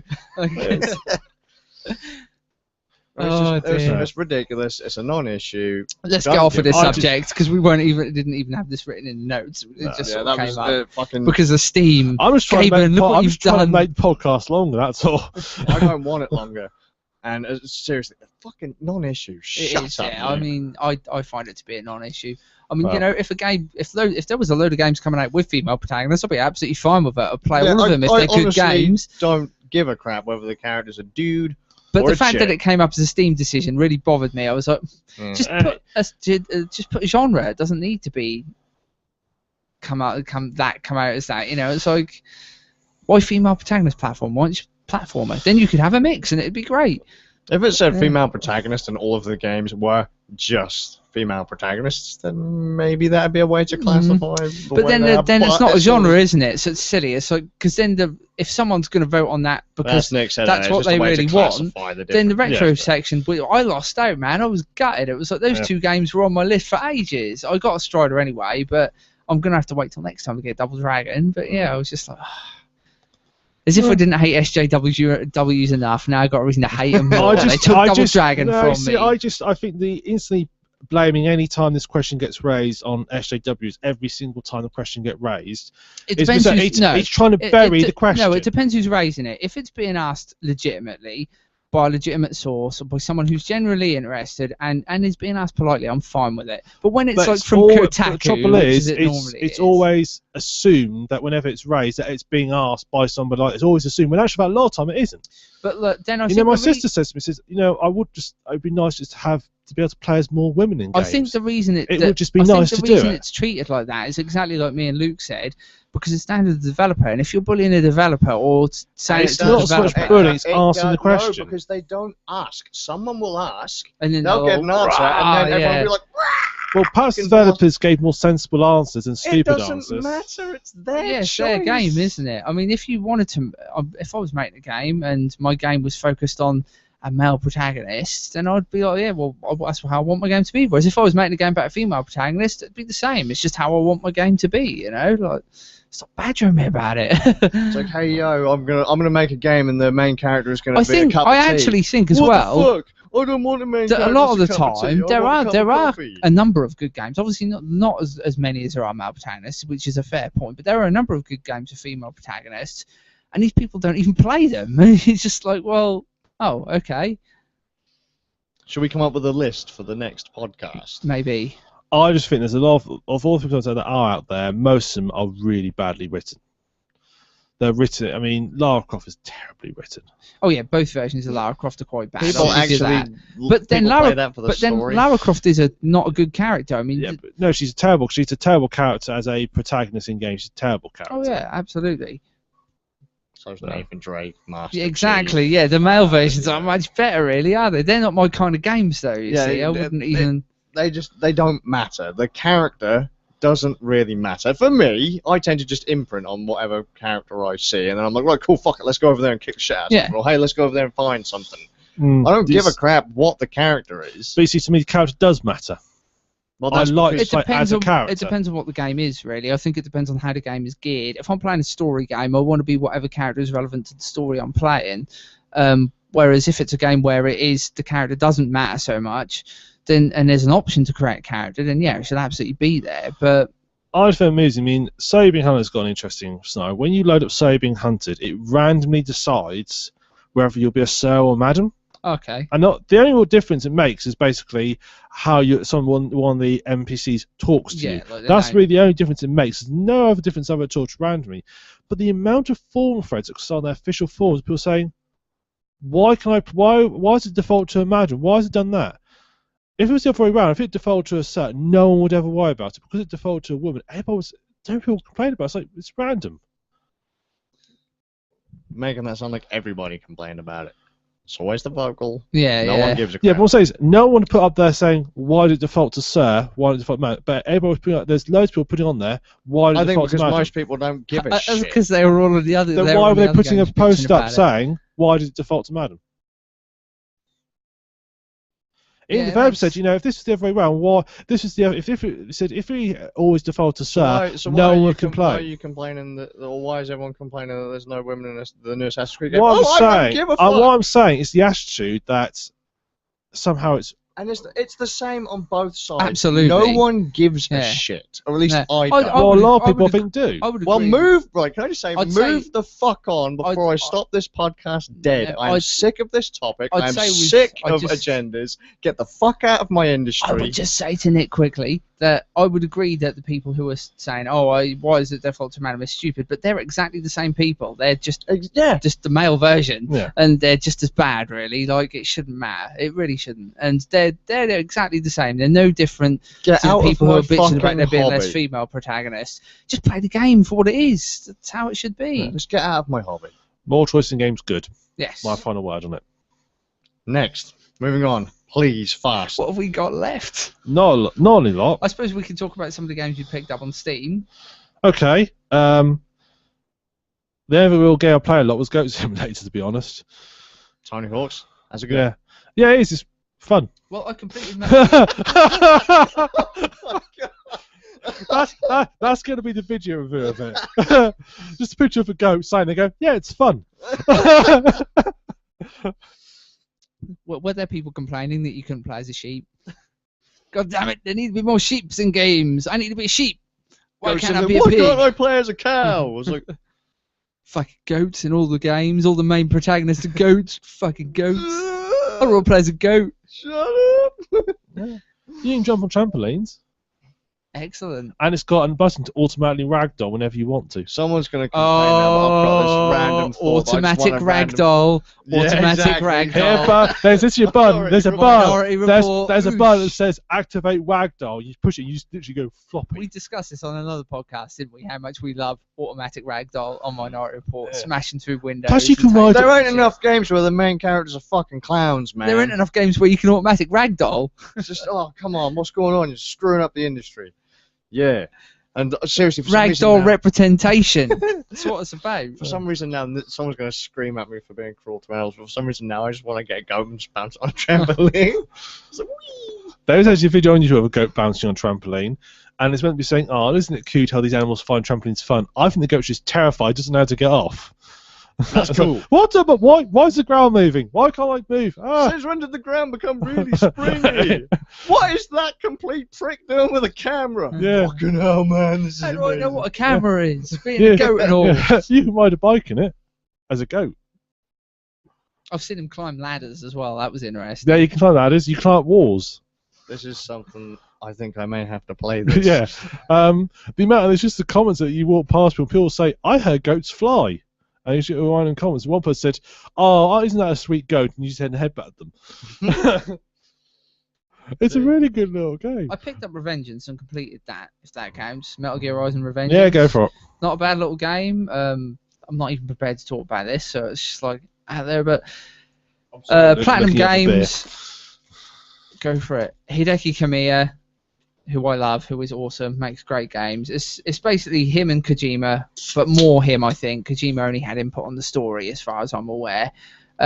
Working on a game that centers around Raiden, the protagonist of Metal Gear 2, that everybody vocally shat their pants over because they didn't like the fact you weren't playing as Snake. And I was a bit peeved when I first played it, but it's still a good game. And although Raiden is a little bit whiny, he becomes really quite cool. And in Revengeance, I really quite liked him. Very cool character, really over the top, silly, just like most Platinum sort of games characters. At its heart, it's an action game. The main thing about it is the fact that you can cut things to pieces. It's got this mechanic in it where you called Zandatsu, I think it is, where you go into like a first-person mode and you can hack stuff to pieces. You use it on bosses to take out certain sections. It's just a crazy game about fighting lots of enemies and going absolutely crazy as a robot ninja, really. There were a few kind of semi-forced, almost stealthy moments. Yeah, in the game you I do found get, that I but they're really not. hated They're not those. really that important. You don't have to worry too much about it. There's a one Oh, I or didn't two. worry about them at all. I just found that some of them were really damn You cheap. can ignore them, can't you? You can just go in and fight them anyway. Yeah, A lot exactly. of the time, which is good. The only bit of the game I didn't like might be a little bit of a spoiler here, so zoom ahead if you don't want to be spoiled. They can't do that on a live stream. No, of course they can't. Dun dun Oh, well. dun. Oh well, Tough. might be a bit of a spoiler, but it's not really. It's nothing major. Raiden's a girl. Plot twist. But no, there's a bit where he like, because well, everyone knows this anyway from playing Metal Gear 2 that he was a child soldier. Yep. And there's a bit where he goes a little bit crazy and starts talking about this character Jack the Ripper, which is his persona of when he was a kid and he used to kill people. They used to nickname him Jack the Ripper. And he goes from being all about justice and fighting for heroism and Sorry, goodness. is Ryan's name Jack? His name is Jack. He's Jack Ryden. No, Rodden is his code name. Jack is his actual name. What a stupid name. Yeah. For Nick's insight on Metal Gear there. Biden's got a stupid name. But yeah, he goes from being like the character. I really like the character he started out as. It's like he's really changed. He's not this whiny idiot that he was in Metal Gear 2. He's quite driven. He's really about justice and fighting for the right thing and that. And I thought that's pretty cool. I quite like that in this bleak age of games where there's all these kind of anti-heroes and protagonists that are a little bit edgy. He was sort of doing the right thing, and I was like, oh, that's pretty cool. But then he just goes full idiot on this level where he starts going, oh, I need to remember what I was like as a child soldier so I can beat this enemy.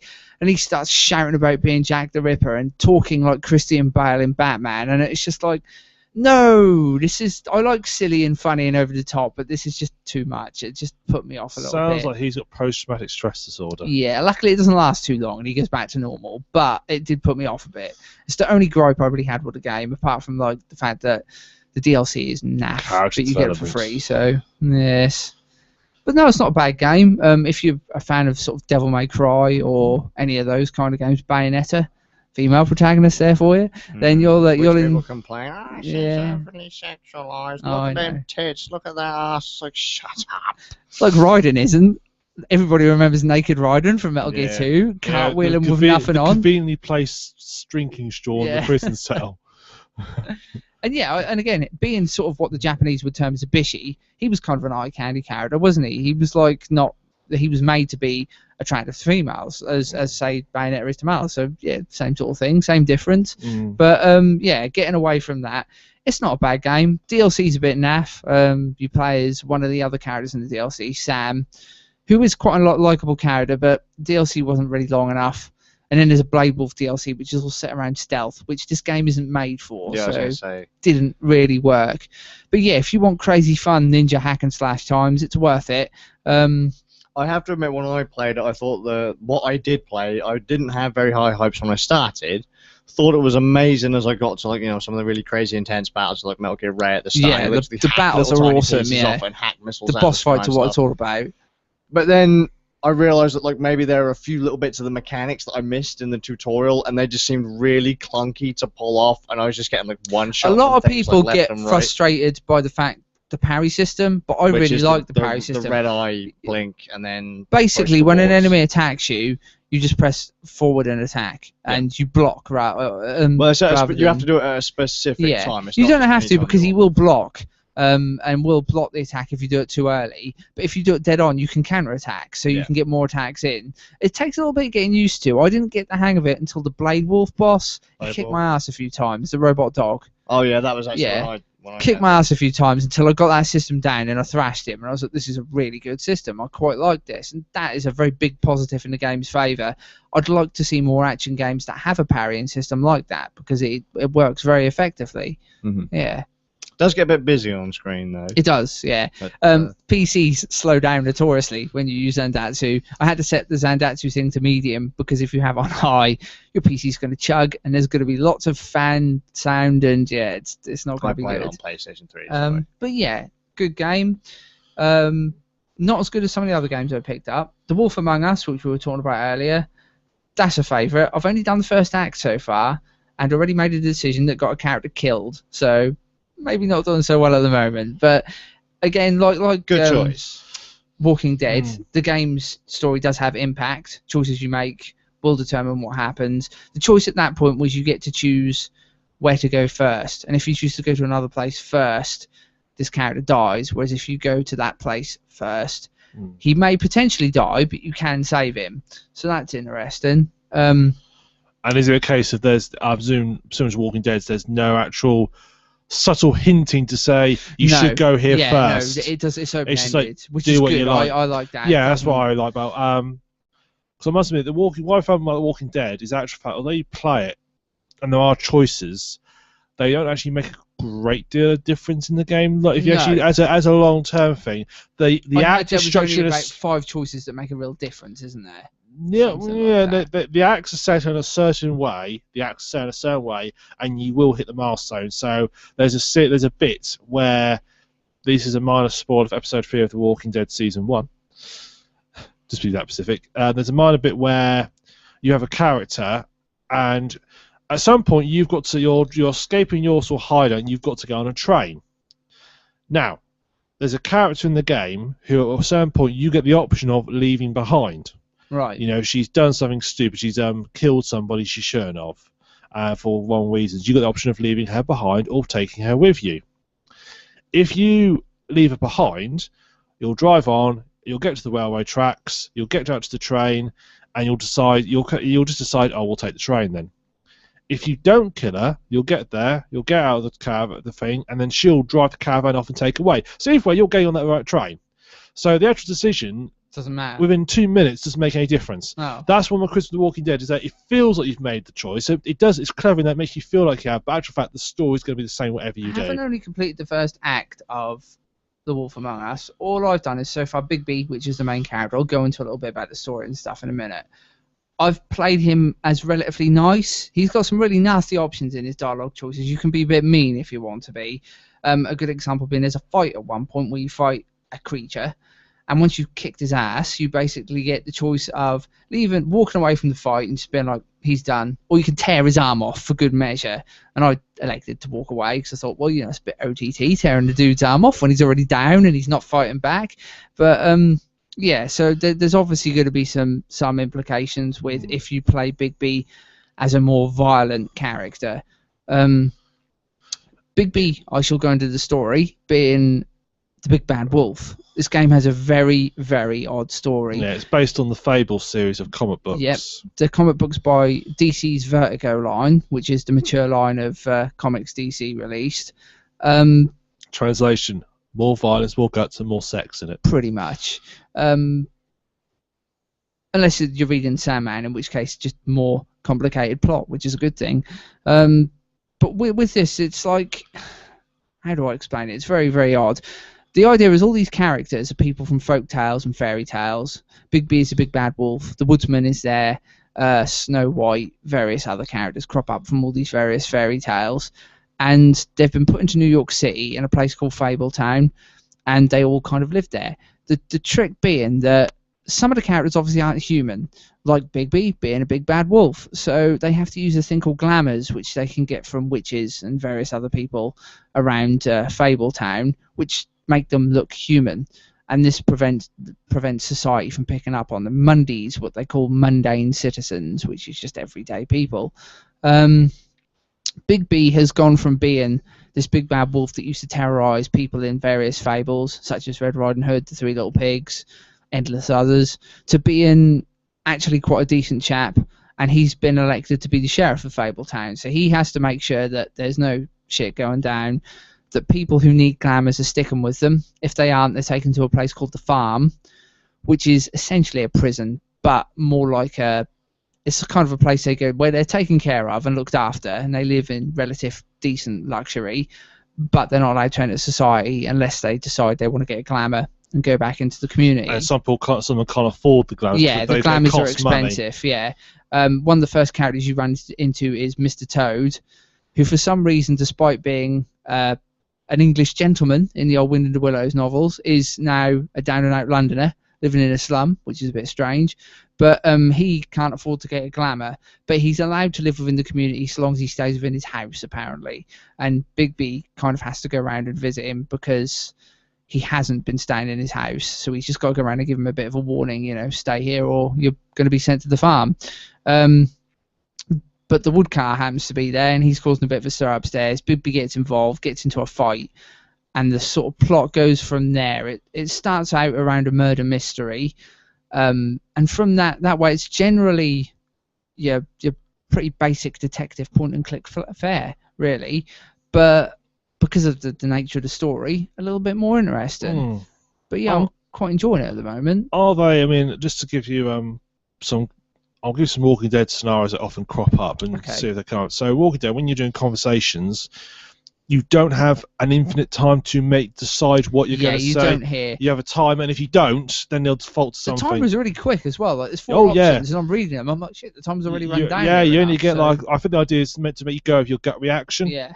And it's funny, actually, and I think actually some ways it makes you, maybe not so much in that game, but in Walking Dead, if you come out, it makes you react how you would in a proper, I think if you were actually put in that situation, you tend to react how you probably would. Sometimes it didn't me, because I looked at some of the options, and I didn't have a chance to read them properly, so I was like, oh crap, I'll just pick one. And then it was like, oh, I didn't really get to digest what they were, what I would have said.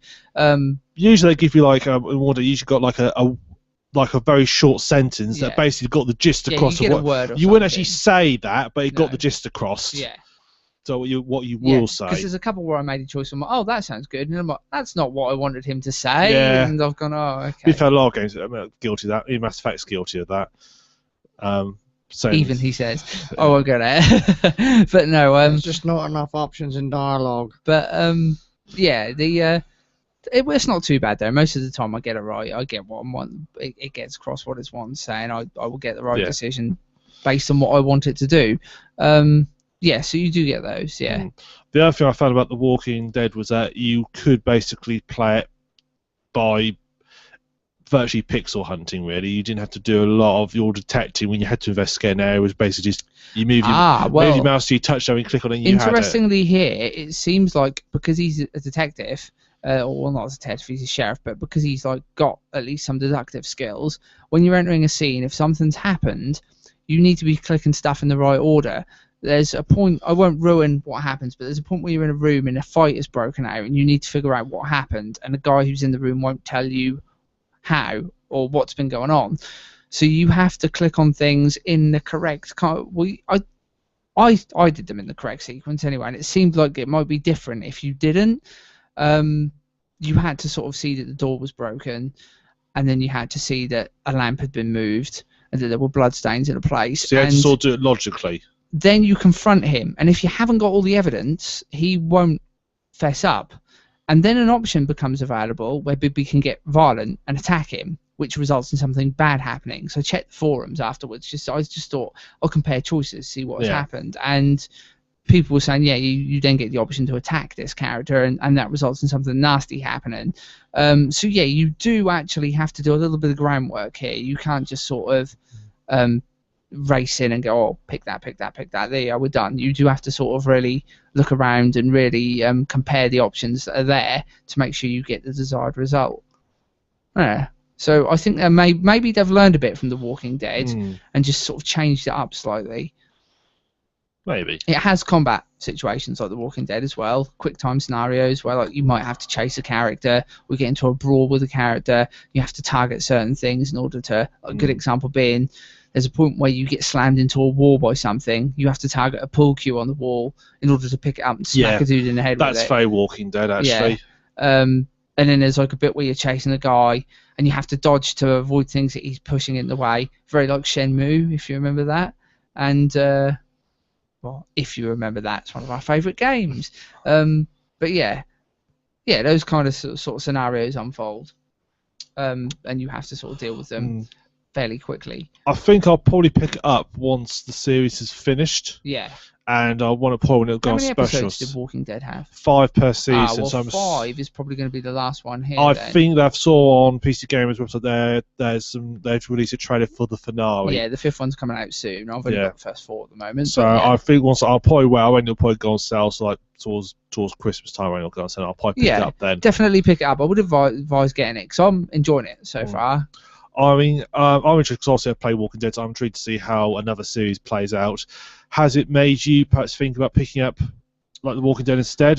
I might pick up The Walking Dead. I'm not sure if the story would appeal so much to me. I have seen a friend play The Walking Dead, and I don't know, it looked a bit mundane for my liking story-wise. I kind of like the whole out-there-ness of Fable, or of Wolf Among Us even. The Fable's stories seem to appeal to me a little bit more.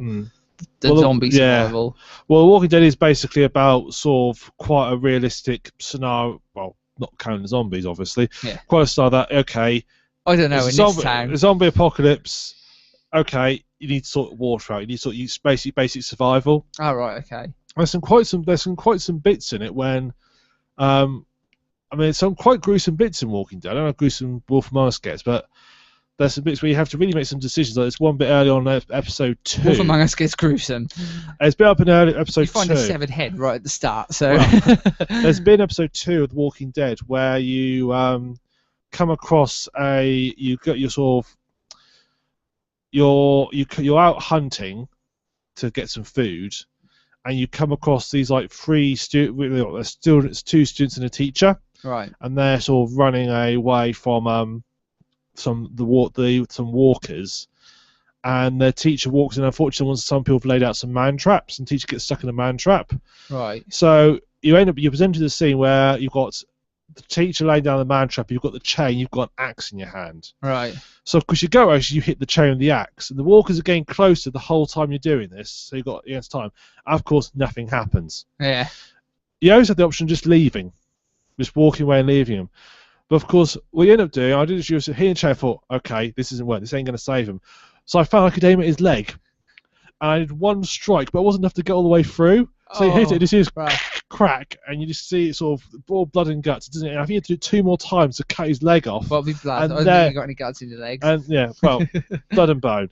So you cut through it, and so the first one you cut through, and then you have sort of like drag him off, and he's screaming, "You don't do it, don't do it!" And you sort of look and say, "Sorry, mate." Well, you don't say sorry, mate. Sorry, chap, got me done. And you just do it. And you just automatically Don't do worry, it. mate, I was a lumberjack in the past life.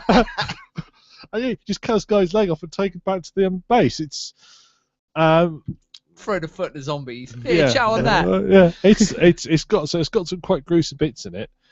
It's terrifying in the mentality you get into in that game, because later on in another game you have a similar scenario come up, and I just automatically cut the guy's arm off without even thinking about it. Like, oh no, this is the way it works. Cut your arm off. It's like, I'm not going to try breaking out. Just boom, arm off. That's quicker. Because of Bigby's like nature, the fact that he's a werewolf or a wolf even trying to act more like a decent human being, options seem to be arising where he will resort to his wolfness and will like proper mess people up. Like I said, when you get into a fight with this troll, you're in wolf mode, and you can pretty much tear this dude's arm off. But as you've already beaten the hell out of him, the woodsman's like, no, I don't want you to do that. So you can kind of say, right, screw it, I'm just walking away because I've already beaten his ass. So is he these glamours, are they sort of permanent thing where can he sort of switch it off at will? So can he let slip his full wolf form? Yeah, if he's got a glamour on, he can let it slip and then go back to it until the glamour wears off. So yeah, you can exit the glamour and then go back to it until the actual glamour's time wears off. From what I gather, glamours don't last forever then? No, they have to. I presume from story point wise they do. That's why a lot of people can't afford them, because they constantly have to buy them. But yeah, in the game you don't have to buy them. It's just he's constantly. It's not a gameplay feature where you are against the clock. No, it's just something. That's anyway, for what you've played. Yeah. So like this dude, because the interesting thing about one of the fights is the dude you're going up against is a skinny looking weakling, is bigging himself up, and you're just like, yeah, I can take you. And then he's like a gigantic troll, and you're like, oh, okay, I wasn't expecting that. Actually, turns out to be Grendel from Beowulf, but which is interesting. But yeah, it's quite cool. And you have, and from what I gather, you've got a pig living in your apartment. You do. There's a pig called Colin, who's one of the 3 little Colin, pigs, and he is basically kind of guilt tripping Bigby by saying, "Look, man, you blew my house down in the old days. I've got to stay with you." So he's like, "Oh yeah, okay." You can share your alcohol with him and stuff. It's quite a comical little relationship from what I've seen so far. Yeah, it's a good game. Having worked with pigs, who wouldn't want to have one living with you? Yeah, he seems like a bit of a douche, to be honest, but... That sounds very similar to what pigs are like. Yeah, no, it's... I'm really of the animal. I'm really enjoying it. You are both the animal Although I was kingdom. some of the characterization, I'm a bit like to start off with that whole Mr. Toad thing, and I was like, well, that's a bit weird that he's now got a London accent and isn't like the typical old Rick Mail, pip pip cheerio, Mr. Toad that used to be on the old shows.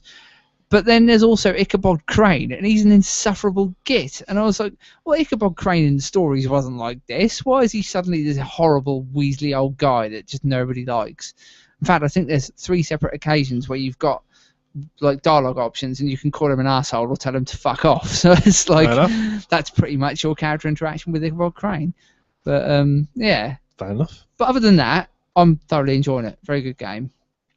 I won't go into Deadly Premonition. I think I'll save that till next podcast because I haven't played much of it yet, and it seems like an interesting game, so that'll be something to talk about next time. Okay, moving on to... Now, I'm going to pose a question, and the reason I pose is that I've seen this on a lot of forums, people going mad about this. I've seen Aussie, all the news sites are going on about it, and they keep bringing it up. Right. I couldn't give a shit. I want to know, do either of you care about Doom 4? No, not particularly. Doom's not really my kind of game. Doom 1 and 2, fine. Doom 3 was terrible as a game. Absolutely terrible game. Had a brilliant mod. I know quite a few people that really like Doom 3, actually. But Doom 3 was... I played it. I remember everybody was saying, oh, Doom 3 is going to be fantastic. It looked really good. My only gripe is when I played it, I could take out every single zombie with the torch. So I was like... Oh, that was good fun. Yeah. I thought it was fun at least. You turn off the light because you need to pull out your rifle, and all of a sudden you're like, hang on a minute, I can't shoot it because I can't see. and then it's right in I your like face. I like some of the, I like some of the mechanics of it where you had the torch separate. I like that sort of mechanic of it. I like the mechanics. What I didn't like was every level was so predictable. You knew exactly where the monster would spawn. So that nice door over there that you'd expect things to come out of. Yeah. Maybe So- that grate up in that top corner. Yep, you're spot on. Bottom of the floor. Yeah, Out the the monsters weren't. The guns weren't very enjoyable to shoot with. The monsters weren't enjoyable to shoot. I also like the fact that the game wouldn't let you be clever. So there's one bit where you go down a lift and you come out of the lift and there's these little vents. And they're just the right size to fit those little tritons, little spidery things with upside down heads on them. Yeah, I know what you're talking about. But Yeah. yeah. There's a little bit where you just about got a space to fit them, and you can sort of. There are some boxes you can move around. So I moved these boxes to block the vents. Like clip through the boxes. Yes. Oh dear. I thought, oh come on guys, let me be a bit clever. Let me at least slow them down. You're trying to be clever in a Doom game. Seriously, I'm not even going to Look, start going down the list of things that's wrong with that. If the things had Oh, like kicked the dear. box out well, done something to sort of don't just don't put them there. Don't put them there. So I thought, well, this is a nice. They've obviously put it somewhere so I can do something. It was just, I mean, the bosses were. You are the another one of these bosses, people expecting too much from a developer's the game. bosses were. Stop it. The bosses were badly designed. The bosses were just so easy to fight. It's Doom! Yeah, but there was no challenge to them. It's Doom! Doom. I mean, the first Doom was challenging. There was no challenge to these bosses. It wasn't challenging! There was just no challenge to them at all. Doom! There's no challenge. The final boss was ridiculously easy. I didn't take a single piece of health hit when I did that final Note boss. yourself, Nick hates Doom. Or Doom 3 at least. Doom I 3. like how this is in stuff we're looking forward to. Well, I didn't Does know anyone care about Doom 4? Because I don't. Yeah, So we're yeah. like, no, we don't. None of us really care No, about it, but it's it's- in there anyway. Yeah. I mean, I was- let's put it this way. I don't follow gaming news. I just don't. Because I don't want to get overhyped by a game, pick it up and be like, oh god, this game's shit. Like everyone babbling I on just about want- Watch I Dogs just and want- it turning out to be completely I just want shite. people to stop going on about Doom 4. Every time I see it, it's like, oh, I didn't even realise people were talking about Doom 4. there are I quite didn't, even, a I I didn't didn't. even know. people talk about Doom 4. Oh, it's like it's hotly anticipated game 4. No, it's not Actually, hotly let me anticipated. just go back there. Watch Dogs being complete shite. It's good in areas and shite in others. We've already covered this. Mostly shite. I just don't enjoy it as much as. It's not a my lot more kind of people do. game. But I'm sure that loads of people like it. Anyway, back to Doom. No, I really can't give them a damn Well, about it. I didn't think this was one of those kind of highly anticipated things because, as I said, I didn't see it, and I mean I'm on YouTube a lot, and I've not heard not anyone heard of it babble on either. about Doom. Nobody on my regular I won't forums hasn't purposely spoken about it. go No. out of my way to look for it either. No. No. In fact, there is a new Doom game. I'm cool with that. I don't mind, but am I going to go out of my way now to go? Yeah, and it doesn't look really up and- affect me. So I had the same attitude, the same way I had attitude to when everybody went on about Duke Nukem. Every time someone came about Duke Nukem, oh, good news! We've got some new footage of Duke Nukem. Like, oh, I forgot, it's been done 10 years. They're not going to release it yet, and then eventually they did. It's amazing. And she's like, everybody just went on about it. It's like, oh, do you know what? No one cares. You know, the People world's cried so the- hard about the that game. I world's didn't think it was the, that bad. wo- I don't know, the I've not world's played it, moved to be the world's fair. moved on from Duke Nukem. Live with it.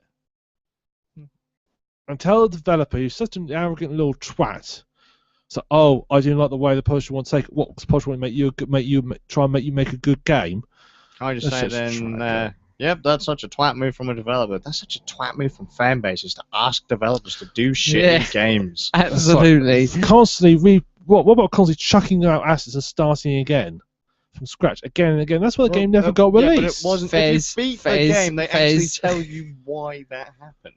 But Yeah, you because the didn't. developer's a twat. It's not completely down to one person. It was pretty much down to one person. He was an absolute idiot. Is his name Phil Fish? No, it He's a wasn't. developer I don't like. I was every time he saw interview of him, he just like, he had an arrogant little shit. He thought he's the best developer in the whole wide world. Sounds like what's his? He sounds like John Romero. That's Yeah. it. Isn't Duke Nukem an IDE game? Is it an IDE game like Doom and That Quake? was 3D Realm. Ah, yeah. I was gonna say he's given IDE a rough ride today. You If know, that's the What was it? 15 years development, and you still managed to produce a crap game. Well, 15 years of well development, done. Which was actually kind of 3 years of dev, if that. The actual How game that long was have they given. been going on about doing it being Yeah, released? but going on new about screenshots. it, actually Look, devving it. how many versions do they make before they eventually decide to And on actually get one to podcast release? 15 this time, Thorny watches Luke and Nick fight the whole podcast Yeah, about that's pretty various much the way. things. That's what happens when Nick drinks and I'm stone sober. Horseshit. Irrelevant. I've been talking about developing a game now for 100 years, so have you. By the time you release it, does that mean your game is any worse? No, because you only really recently started it. So it doesn't matter. The But- time you start talking about it and the time you actually get to the point of like, shit, this is where we're going to go with it, bam, go, finished, that's the development time. Duke Nukem Forever took like 2.5 years. Don't give a shit they announced it in like 1997. Who gives a crap? The fact is they actually made the game. And if you're a fan of Duke Nukem, it was actually quite a fun game. Didn't Fallout 3 take forever to come out? It was originally going to be called something else, wasn't it? That's what happened there was the developers. Excuses? No. Excuses? Well, no, developers Excuses? went bust. Excuses. Well, the developers didn't exist anymore, so they couldn't make a game if they didn't know So where if to I make it. find any other kind of reasons as to why Right, Duke Nukem if- Forever took a long if period the of time, developer- other than there was a dip. If the developer, if they had kept starting the game, got so far, I think actually no, we'll scrap and do a new engine. Let's do some more. Well, actually, it Let's was release because it. No, they were scrap and start developing it. again. It was like, wait, shit, this engine is now so badly out of date. We're gonna have to start to actually start again to make it relevant. Well, they're bloody quicker then. Other people managed to seem to keep making games. Oh shit, we're out of date, we better start again. Other people seem to manage to do it. Except Phil Fish. Mm-hmm. Fish. That's not Nick. Seriously, this isn't even worth talking about. It isn't because Well, no, you 'cause suck the dick it of comes from one June set of 4 because I games. don't care. and I chew on the asses of other games. It doesn't matter. No one cares. You don't like And Doom. I You're not ride the looking forward to it. lightning of other games. It's gonna come out. Might be alright. Might not be alright. Let's just move on with this fucking podcast. Since when have you become the voice of reason in our podcast? One, Everybody knows that's me. the voice of reason. I'm just sick Not. and tired of non-issues being turned into issues on the internet. It's the internet, and if I had to be honest, I'm getting kind of sick of it. I'm just absolutely sick of it. I don't want to hear people talk crap about things that don't matter. Just do it. Come here. Tell them to eat shit and fuck off. And I then do, leave it but at they that. don't listen, and they keep on going on and on and on, and then it just makes me want to go. Beep. Remember who is in control of the board, and the final edit. Me. So, shut up. Move on. Oh dear. Games, hardware, other news. Yeah. Because seriously, man, we had games we've been playing for over an hour and That's a 'cause it's half. We been- had I've to seen pad it. it out No, somehow. you didn't. Yes, you did. Holy who's going to be sitting here editing this? It won't be edited. Edit loads of it out. No, I just Cut fucking, I just won't put it up. Cut It's a joke. Move on. Okay. Any discussions on the YouTube changes? You're No. the expert on this. Okay. No, none from me. All they're doing, all I know that they're doing is they're trying to. What was it you mentioned? You're going to be able to tip YouTube developers. Not developers, presenters. The presenters, which is basically YouTube's way of saying, shit, everyone is making money off of our site through places like Patreon. So basically, if you're a YouTuber, you're not earning enough money through YouTube AdSense, or you're not big enough to get a sponsorship. A lot of people have been going to Patreon, which is kind of like Kickstarter for content creators, I guess. Where you Okay. can say, right, you can give me a very small amount every month, and I'll give you kind of little perks and things like that. No, you can talk to me on Skype, you can wipe my ass. That's a perk. Apparently, to some people, Can you do it at the same time? That's a That would be a fetish. perk. and I've seen some people put up some really dodgy Patreon campaigns, like, oh hey yo, I can't afford to do YouTube as my job, so I've now got a Patreon campaign now, and it's like, wait, I had this argument with a load of people back in the day, so it's not really important, but. All I'm going to say to Patreon for YouTube is if you can't afford to live off of YouTube before Patreon, you're clearly not doing a good enough job. and Nobody your but content PewDiePie isn't- can afford to live off YouTube, surely. Your content isn't good enough to There keep c- you afloat. It's just There not can't- good enough. There can't be a lot of people who I can imagine who can live off YouTube. Yeah, but it doesn't matter. If you cannot hold down, say, I don't know, a part-time job or whatever to top up your income from YouTube or whatever, and then kind of do YouTube as a labor of love, don't do it. If you're doing it and it's just for the money, oh, but the quality of my content. I've seen one guy, and he's like, yeah, man, the quality of my content. DSP springs to mind. There's like the quality of my content is going to suck, and I'm going to have to stop if people don't start giving me money on Patreon. I was like, dude, your content's like fucking 30 seconds of work anyway. What the hell are you talking about? And every 30 seconds is talking about putting a paywall How's about in for you his. get off your ass his, and do a job that benefits society, you lazy shit. See, because I know that you hate people. The I idea can't that there's so stand many it. self-righteous It's nubbins that are like. You just fucking get a job and put back into society. You can't just sit in 'Cause your there ass is- and make videos and say, "Oh, I'm actually helping to benefit society." No, There you're are not. so many It's your hobby. YouTubers out there that make so much awesome content yet still keep a full-time job. Yeah.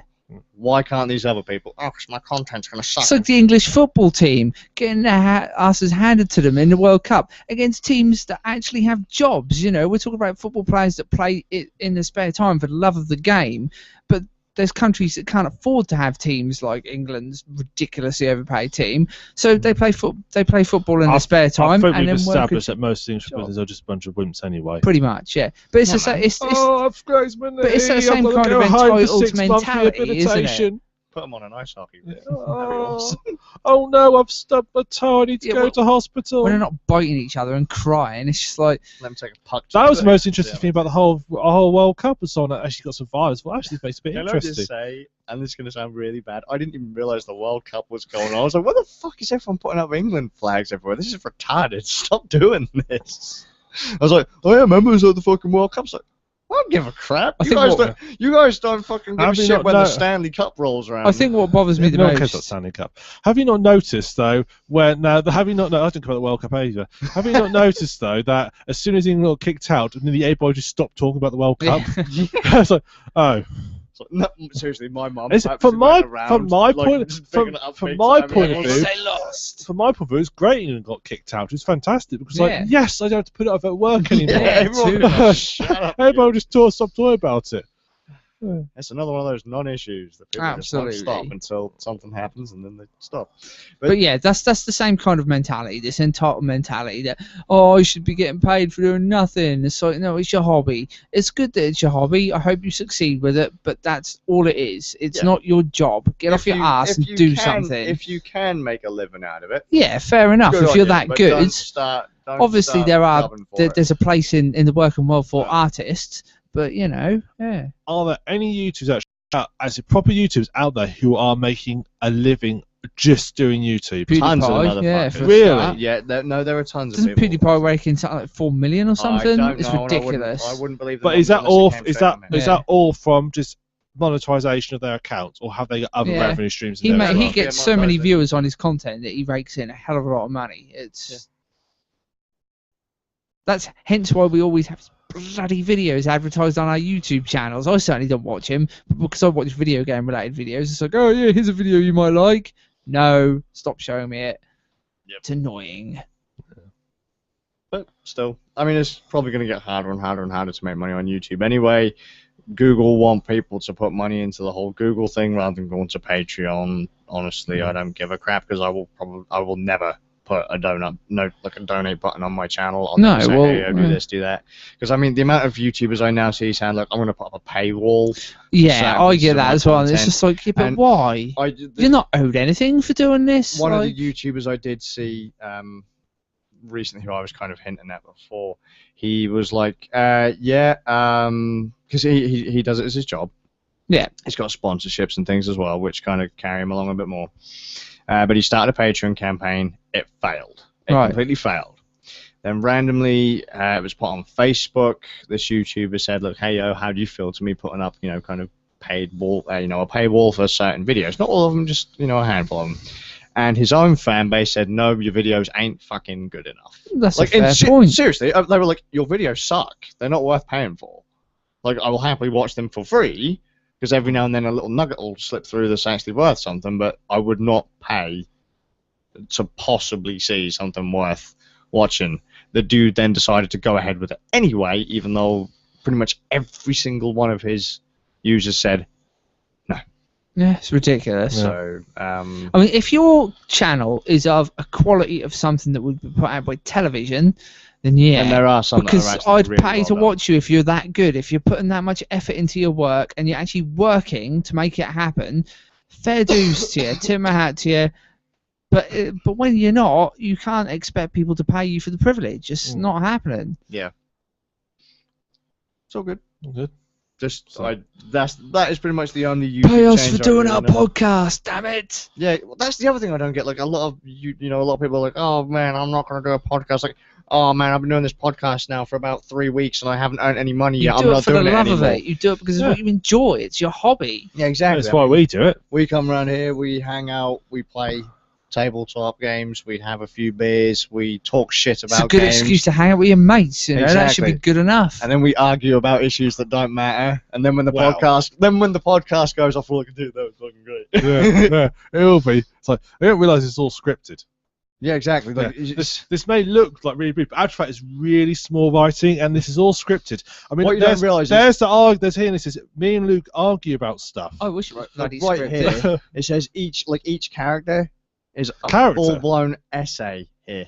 Yeah. Seriously, like there you go. There's another one. Oh, hang on, I can't read that Oh. one. But that was supposed to be really good, but I can't read it. So Susan Printer didn't do a very good job of that one. yeah, no, it's a bit blurred, mate. You might You need didn't to get your glasses on. That's the trouble.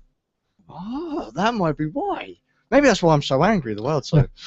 like- But yeah, that's- Apparently, I've heard that conflict in TV programs improves their ratings. That's why I'm funny. If I keep arguing with you, you'll improve our ratings because people want to see us. Nick. People yeah, and then want to watch eventually we'll be able Sarkis. to make this our job and never have to You do can't anything read else. it because your Microsoft Word is locked into Wingdings.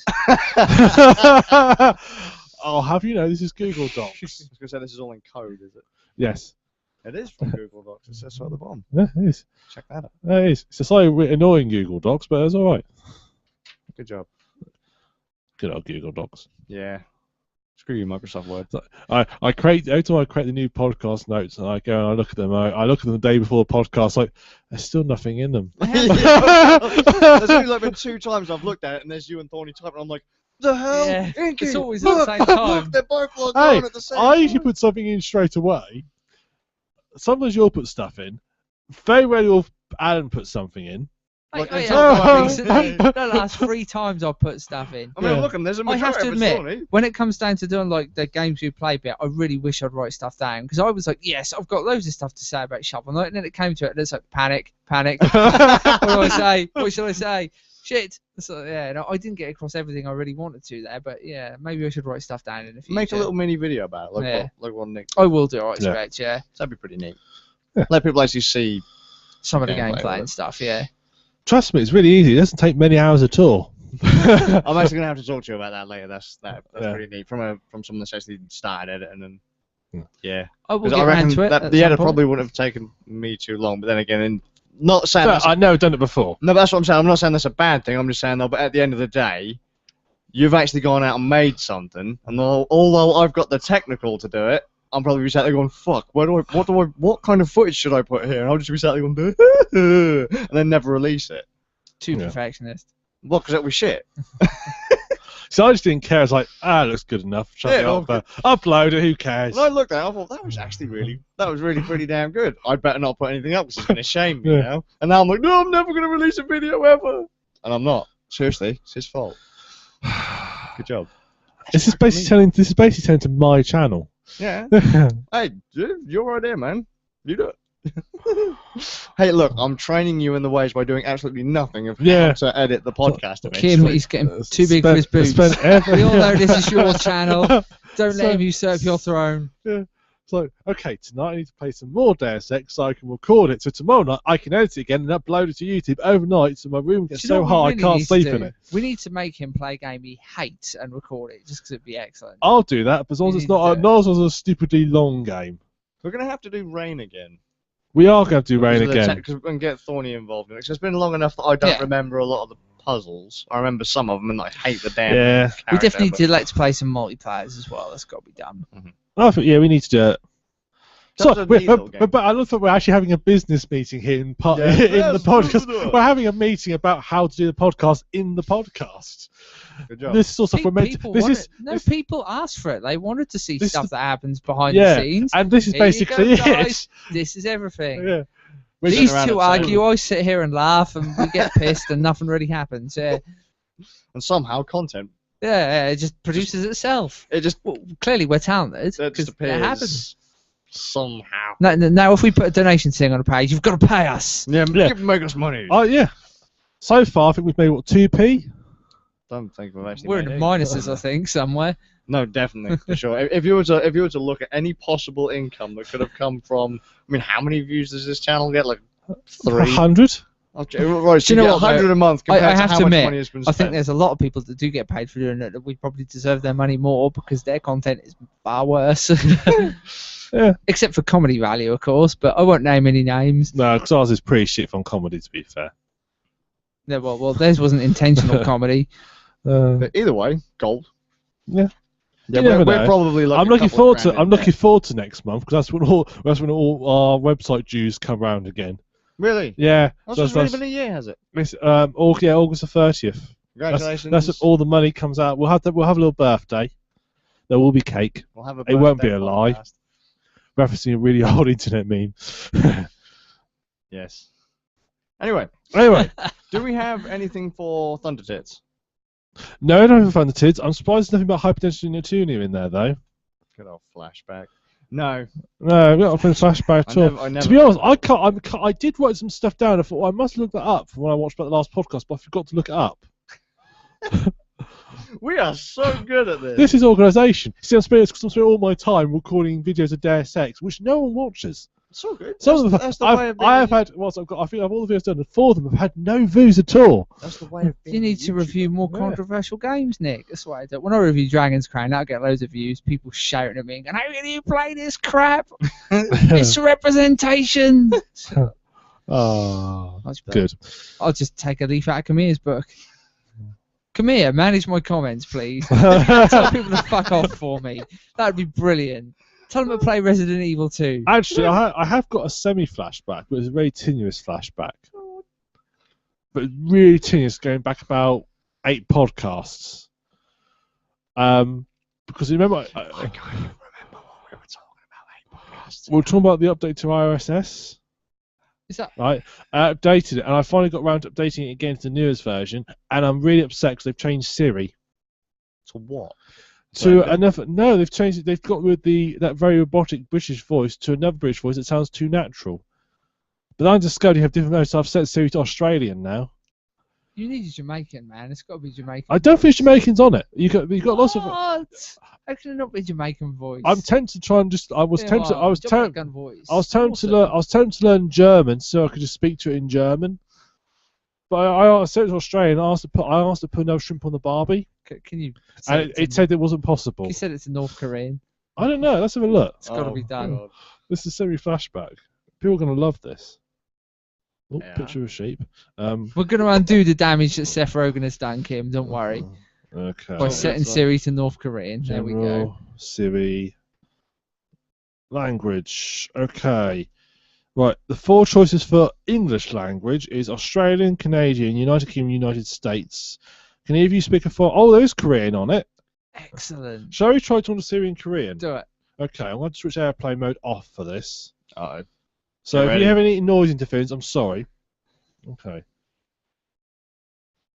Okay. It's weird seeing someone actually use an iPhone for what it was intended for. I just use mine for audiobook I storage. don't even have one. Hello. 인터넷에서 검색해보니 관련 정보가 좀 있는 것 같아요. I don't know what I just did. That is the sound you hear before military robots assassinate you. Sorry, I just got sent a text message. Good job. Okay. That is the sound you hear after military robots assassinate you. so, what do you think of Kim Jong Il? He's dead, is what I was going to say. 건지 모르겠네요. I wish I could speak Korean because it's written in Korean as well. So, someone translate that, please. Yes, please. Oh dear. I'm switching it back to. Oh, well, that's great. On to weird news, if that weren't weird. Yeah. Yeah, the sheep thing definitely needs to go Yeah, that- key into weird news. Your sheep fetish does worry me sometimes. That needs to stop a little bit. in the podcast at least. You can keep doing it in your own house. What? Right, whoa, I'm going to stop this now, okay. I like sheep, but not in that way. Okay, that's fine. That's. I know what you're getting at. Just stop your clouds in my microphones, please. Right. I switched off airplane and someone texts me. That's my text Stop noise. texting Nick. Do you remember I stopped going to that arcade because all the furries used to go there? Do you reckon he turns up there in a sheep costume every now and then, plays a Right. bit of King of Fighters, like? That now has to be done. We are taking Nick to an Oh, arcade no way. dressed as If we a go to sheep. that arcade, they'll hang me. Yeah, sounds like a plan. Challenge accepted. Sounds like a plan. Challenge accepted. Love Perfect. Oh man. I don't know why, but that reminded me a little bit of Wonderful 101, where you've got like Wonder Painter and Wonder Beer. And it's Yeah, just yeah, like a the fat guy characters, dressed up yeah. as a pint of beer. So it'd just be like, I don't know, Wonder Sheep. And who made Wonderful 101? Hideki Kamiya, the legend. Please manage our comments. Yes. Not that we get any, but manage something. Manage No. the podcast. Manage the stupid opinions on Could the you internet. imagine if we got him in for the podcast? It'd be amazing. He'd probably Gold. just tell us all to eat shit and die, but yeah, it'd be awesome. Have you tried emailing him? I can't email him to get on the podcast. Why Dude's not? Busy. Have you seen his Twitter responses to dumb questions? Don't be He just just tell us to moving. fuck off. You never know. He might say, Well, there you go, actually, then. That's gold. Yeah, I he suppose. might say, actually, yes, I do listen to your podcast. I find it very informative. I shall think be flying over immediately. So many people said to him that they were like asking him, would he ever make a JoJo game? That the last person that asked him just got blocked. So it's just like, yeah, Busy guy. he is. Busy guy. He's a legend. The joys of Twitter. See, that is a PR department right there. Yourself. He himself and I. That's why people don't let me deal with the random PR. That's why I have my phone set up to alert me the second an email comes through to our Rand Nerds account. I can get to it before Luke does and delete it before he sees it. I wonder why the email was so quiet these days. Yeah, so like, All my fun just disappeared overnight. all the complaints that I'll apply to this. Thank you very much for contacting Rand Nerds.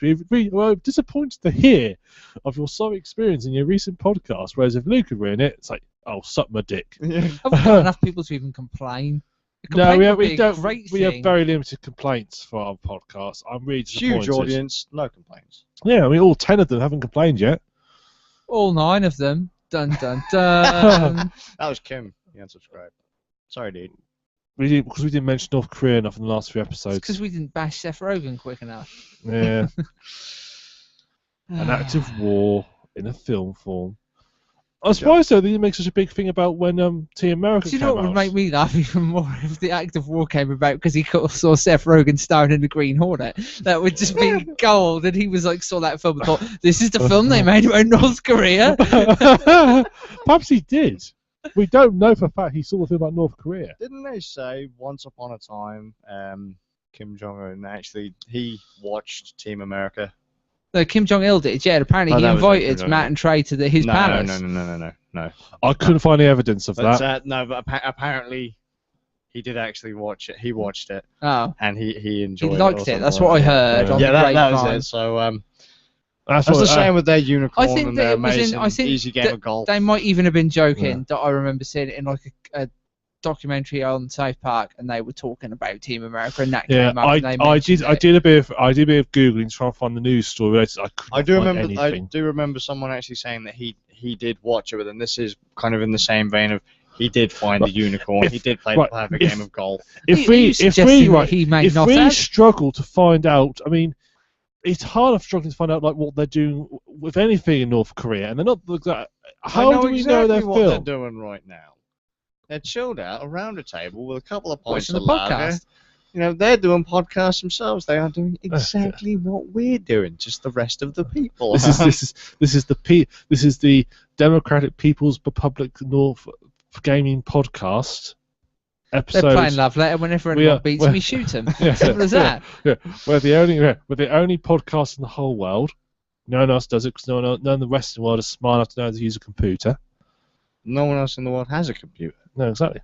Aren't they winning the World Cup at the moment? So I hear. No, they're not. I don't think That'd be they're- awesome. They are in North Korea. I always said it when the North Korean Also, when you see like the Olympics, you saw the North Korean team. I think about 8 of them defected.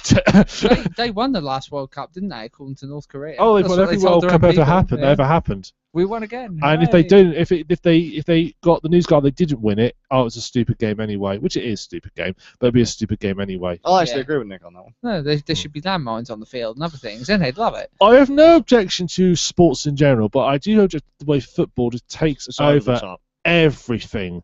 You know, I would just like once to hear the sports news on the radio that doesn't mention football. It's absolutely brilliant that Nick has a complaint about being flooded by useless shit about sport. And then as soon as I kind of flip out about useless shit in gaming, it's just... I've got no unreasonable of you, but- against football existing, but there's a threshold of how much information you need to know about football, and the Exactly. threshold That's has been like how reached. I have no issues with there being idiots in gaming. But I'd really appreciate it if they'd shut up and get out of my hobby. I'm fine with them so long as Camille tells them to eat shit, fuck off, and blocks them. Then I'm fine. That's just what it's about. Dennis Gold.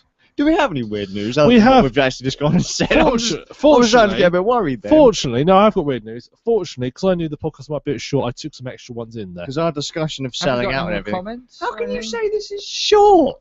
It was I was wondering how I was going to pad it out, and I found how to pad You it didn't out. actually need to pad it out at all, believe it or not. You didn't. Wow. This is actually now we- going to be one of the longest podcasts we've done in a Padded it while. out with a great big row. No, and it's mentioned not. the We've not games even we hit. bought on We've not Steam. even. Normally, weird news doesn't happen until after 2 hours. We've not even hit 2 hours yet. Have we got any About comments? 4 minutes. Are there any new comments? There was one a while back, but I couldn't slip it in. And it's about a computer game called British Bob, Oh, okay. where he steals biscuits for the Queen.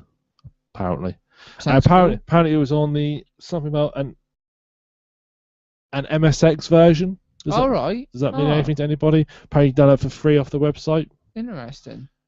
Never played it. No, we'll have to look that up. But it's a game about stealing biscuits for the Queen, apparently. Yeah. Why I need to steal biscuits for the Queen, I don't know. I'm sure she can afford them. She can afford them. You mean she rents us in taxes and... Yeah, Did no one I complain can that aff- she wasn't a king? I can aff- Misrepresentation. I can afford to pay for her biscuits. In fairness, the Queen is probably sat there right now with her slippers on, with a Eating packet Garibaldi. of co-op rich teas or Oh, I something. doubt it. It's Just going to being all like, you it's know going to what? be something like sort of, some brand that no one's ever heard of unless you earn over 60 bazillion a year. That's like, made out of like, I don't know, goose feathers or something. Unicorn horn, dude. Yeah, exactly. That's the only one. Stem cells, clearly. They've bought a new helicopter lately so they can get back and forth. What was it? What's their So they can go two? to the local shop. What's their two kids called? One's going to inherit the Earth, the UK. Oh my god, that was such an American thing right there. Yeah, going to inherit the entire world. It's like, It's such a North Korean thing. But anyway, the one who recently, the two that recently had a baby, the little, I don't know what it's the little one called, little future drain on society called. I don't like the royal family, you may have noticed. No, neither do I. Anyway, whatever his name is, they've bought helicopters so they can go back to see it. They can commute back and forth to see him, and it's a newer one, it's a bit more comfortable. It's like, so seriously, so going that's back and... Wait, when they who go- has got this? when The they go Queen to or the Prince parents? William the parents, and To go back and see the... child. So take the child with you. I'm starting to get a little bit worried here. How does parenting work these days? Maybe I'm doing something a bit wrong. yeah, maybe you here. ain't got a helicopter. If you did, you'd be parenting fine. Wow. No wonder I'm having such a hard time here. Like the idea of actually having to spend time with my own I children. love is it. just- British Bob. We were speaking about that, and it turned into a rant against the royal family. I love it. We talk about how much we love North Korea and how much we hate our own monarchs. Good job. Yeah, We but are the right, definition of fact- treason. Look, the simple fact that we have a monarchy in the 21st century is just disturbing. As opposed to a dear leader. What are we doing wrong? Yeah. At least the difference between monarchy and tyranny is the monarchy. Well, actual fact, not for a long time. You couldn't even say Our anything queen against the didn't find a monarchy. unicorn. Yeah. Or play the perfect game of golf. Yeah. I want those. I want to find out if they've actually got blue blood. There's only one way to do that. The Russians had a good idea about that. Moving on. No, Nick, we are not raiding any royal family members' tampon drawer. Not going on. No, we're that's not not- raiding their bins.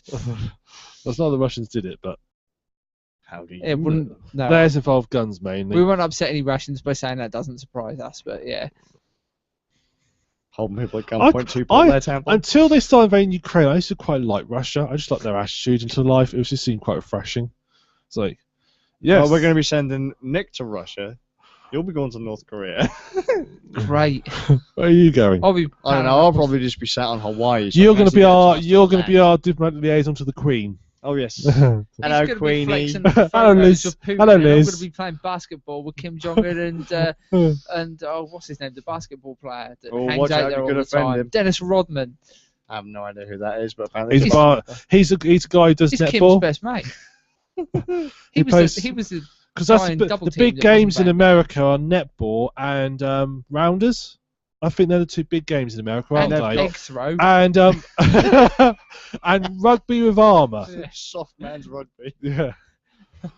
Oh god. I wish we want to see how many people we can offend in the Yeah, shortest exactly. space So possible. So who are we pissed off so far? Feminists. North Korea. North again. Korea. The No, we didn't. The We're only monarch. speaking well about North Korea. They love us. All the other Nick has commentators. Nick has offended every gamer that I know. The I've royal offended family. every gamer that Nick knows. Developers, YouTubers, The monarch. the monarch. podcasters.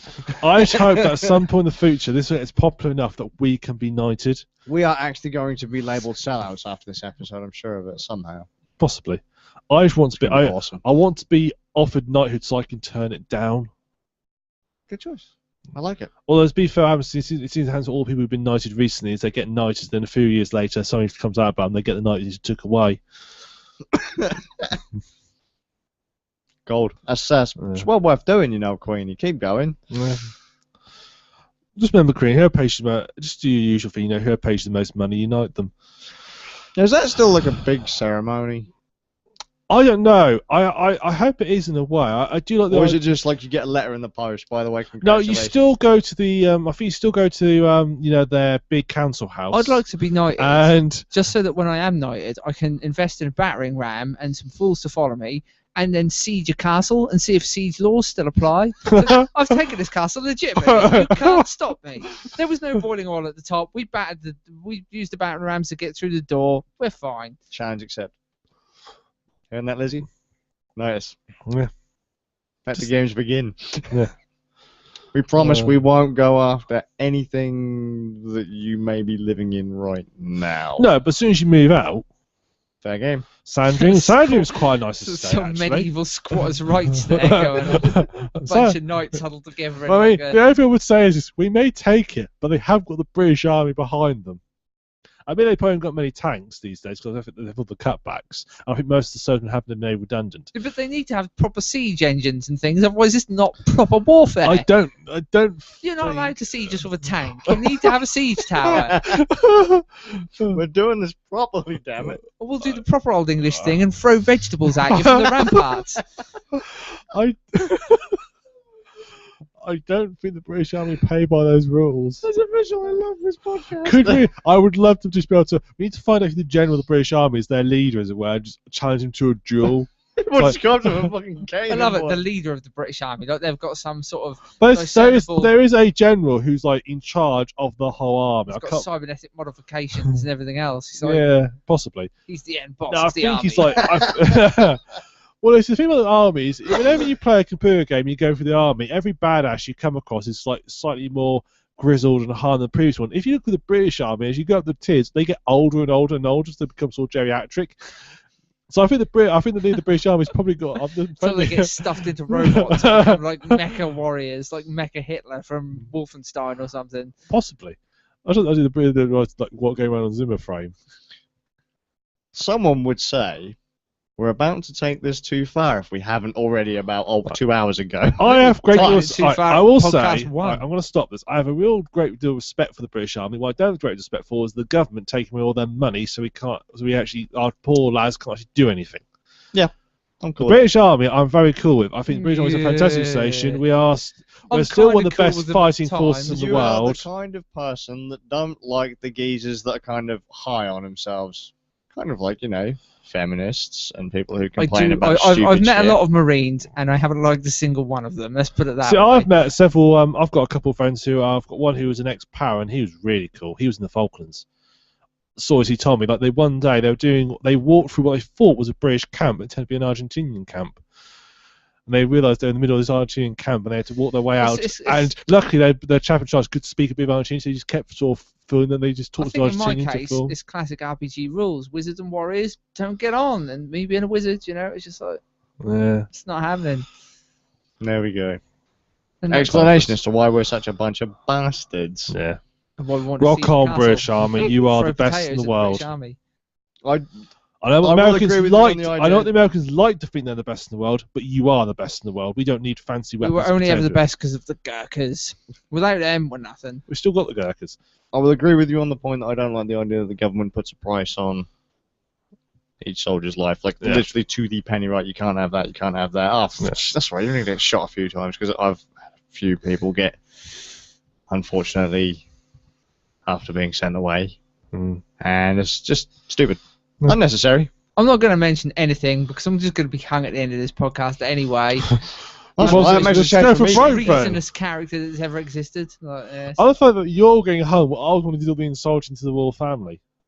Yeah, but you're praising the British Army, so you're... Yeah, I get British Army. You guys are cool. When we get into power, you're getting all the money.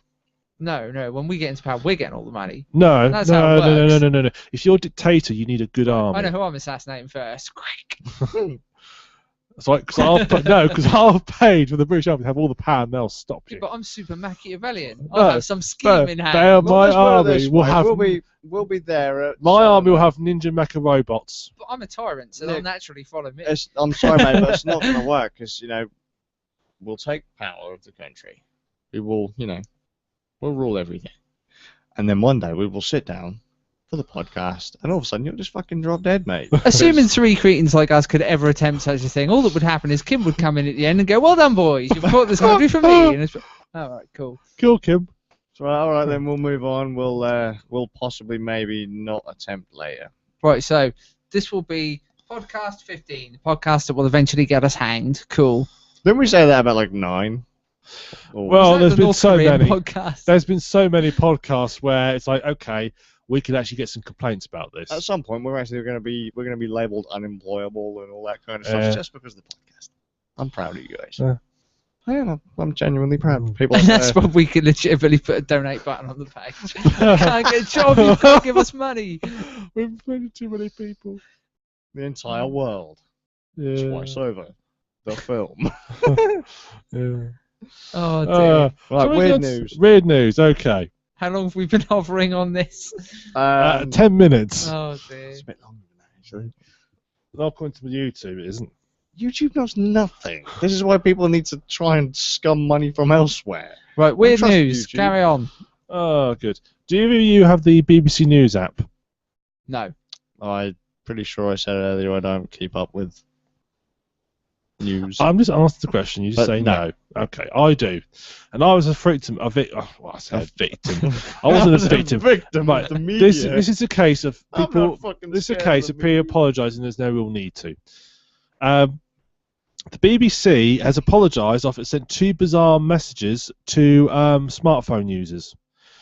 I turned up on my Nexus 7. A push notification, which was used for breaking news alerts, said the following: NYPD Twitter campaign backfires after hashtag hijack. Push suck, pull blows, breaking news, new nudity in the latest episode of Game of Thrones, more breaking news like testing.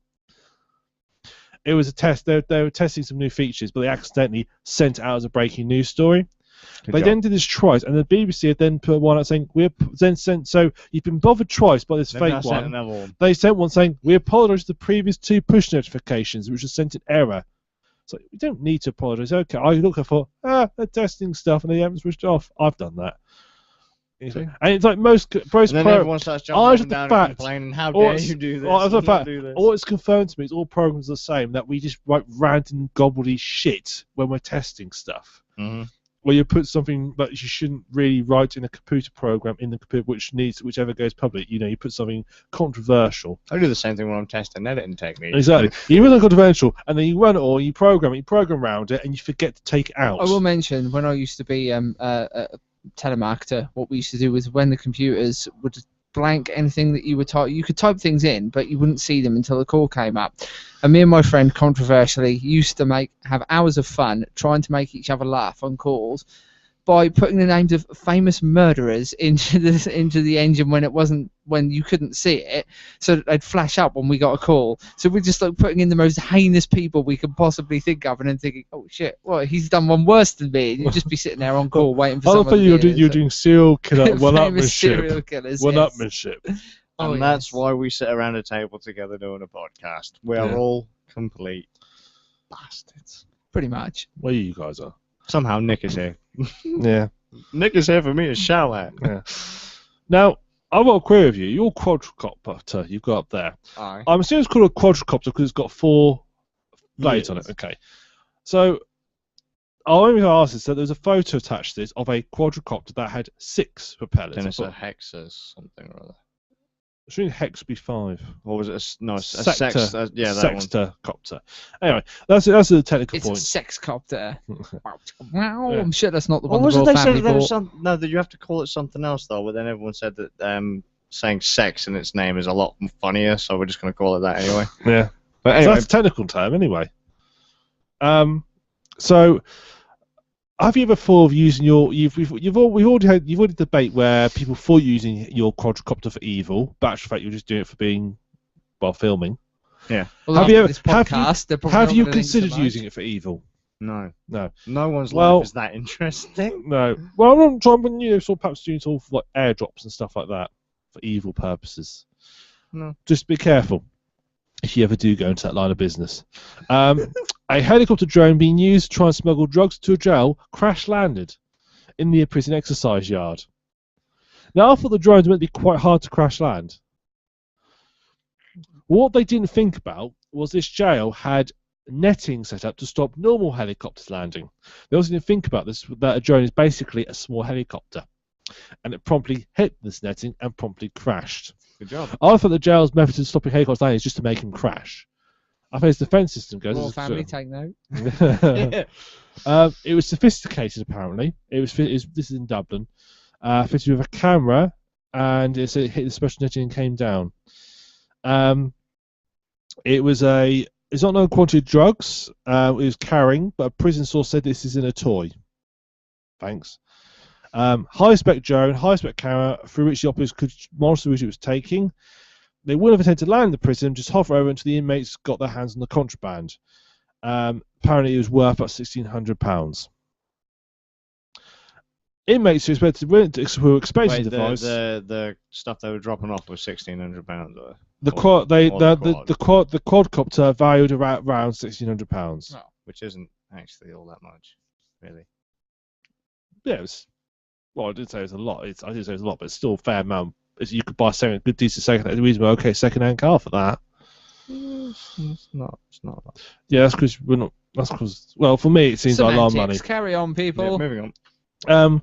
So something to point out. So when they got off course, what they did to the inmates immediately was arrest them and put them in isolation. Especially the one who appeared to be the ringleader, who ate some packages that were dropped by the copter. Apparently, it was a unique attempt to show them people will go to smell contraband to prison. I would hope it's pretty unique. I don't want to see the prisons that have this major problem with helicopters constantly dropping stuff into prisons. I think that'd be quite amusing. You guys ever seen that video of that crazy woman attacking that dude for Yeah, saying that his quadricopter was spying on her while she was on the beach? Yeah, he was flying down a beach and he was just packing up wanting to move away. And she came over and started calling him a pervert and clawed at his face and how tackled him to the ground. egotistical have you She got actually to be assaulted him. to think that some dude is spying on you? She's pretty grim looking anyway. Why don't you so tell it's us, to be honest with you, I wouldn't be spying you because you're ugly. Well, I mean, there's a place where we're... Well, while I was flying my copter over looking for whales, I didn't expect to find one, but there you were. Job done. No, there is actually a place you can fly in town, and apparently there's a woman that has literally been screaming at people for flying on this big old kind of field. Right. That we've been told by, I can't remember what it is over here, the aviation authority, that we can fly there. That's where we fly. Yeah. If we want to mess around and prat about and do something that's stupid, You can do that. that's where you do it. And then this woman comes out and says, "You can't do this here. People know." I was like, "Well, actually, we've been told this is a licensed field. We can do what the hell we want here." So, and then she's like, "I want to call the police." Does she No, live go in then. that field or something? well, apparently, because she reckoned that from the middle of nowhere we could have hurt one of her grandchildren or her or something. I was like, the They're not- nearest they're not- house they're- is a long way Be away. returned to your herd of livestock. Cease bothering me. Have they? Do these, she does realise that they're not actually armed with Sidewinder missiles, isn't she? No. I mean, seriously, right? I bet No this, one can see this. That These is primitive marsh living folk, like no one in the audio feed is gonna be able, and no one actually in the video feed will see this. But that is the most damage you are going to get out of a quadcopter hitting you. Just a little tiny bruise. You'll be lucky to get like I love the fact that your quadcopters were bailed and turned on you. like a light cut or whatever. And The trouble is, I blame the media for this. Media basically went round and gave the idea that somehow all drones and everything like that were not somehow. technically a drone, actually. I know even it's though people not. call it a drone. I know. Everybody goes on about but that's what people think, isn't it? They think it's a drone. And everybody got this idea that all drones are somehow inherently evil, Mhm. and that people who use them are evil, as if there's Mhm. some like no honour to them. Mhm. So the military use more and more drones these days I'd say I'm evil, but I have no interest in using my quad as as a work of evil. Yeah. lawful, chaotic, or neutral. I would say I'm probably chaotic evil. You Just would be for chaotic. that thing. I have no interest in that. If he managed to hit his own thing, he must be drive pretty chaotically. Yeah, Yeah. that's kind of fun. And just so what is this? Do you think it's this? This comes maybe from America. It's like, oh, the drones fly overhead. It may be taking photos of what? Your house. Yeah, they're going to be fascinated by that. The military are going to sit and go, oh well, someone actually owns a house. Perhaps Well, we should bomb it. It was actually just randomly then, seeing as you've mentioned this whole random thing about unlawful uses of whatever. So, a woman reported privacy concerns to the police when she saw a big old beefy, I wasn't a quad, it was like, I can't remember how many blades it had on, but it was a big old professional dealer. Octocopter. I don't know how big it was. It was a big old. Sexcopter. Yes. But either way, it was. Intro of a dildo attached to it. Oh god. Well, either way. It was quite away from my house, and they were doing a big old panoramic for a businessman that wanted to build up an area of the city that she was living in. I think it was something like that. Anyways, she sees it like over a block away. Like she's in a like high-rise fucking apartment, posh bin or rich bin or whatever she is. She's like, yeah, I'm walking around naked in my apartment and there's a drone spying on me. I'm sat there thinking to myself, the average drone wouldn't actually get a decent shot of you from a block and a half. And I can almost guarantee you the dude isn't actually looking at you. And it implies that somehow the dude knew to be walking naked and said, okay, what I'm going to do is I'm going to have the drone fly a long way away to try and film her.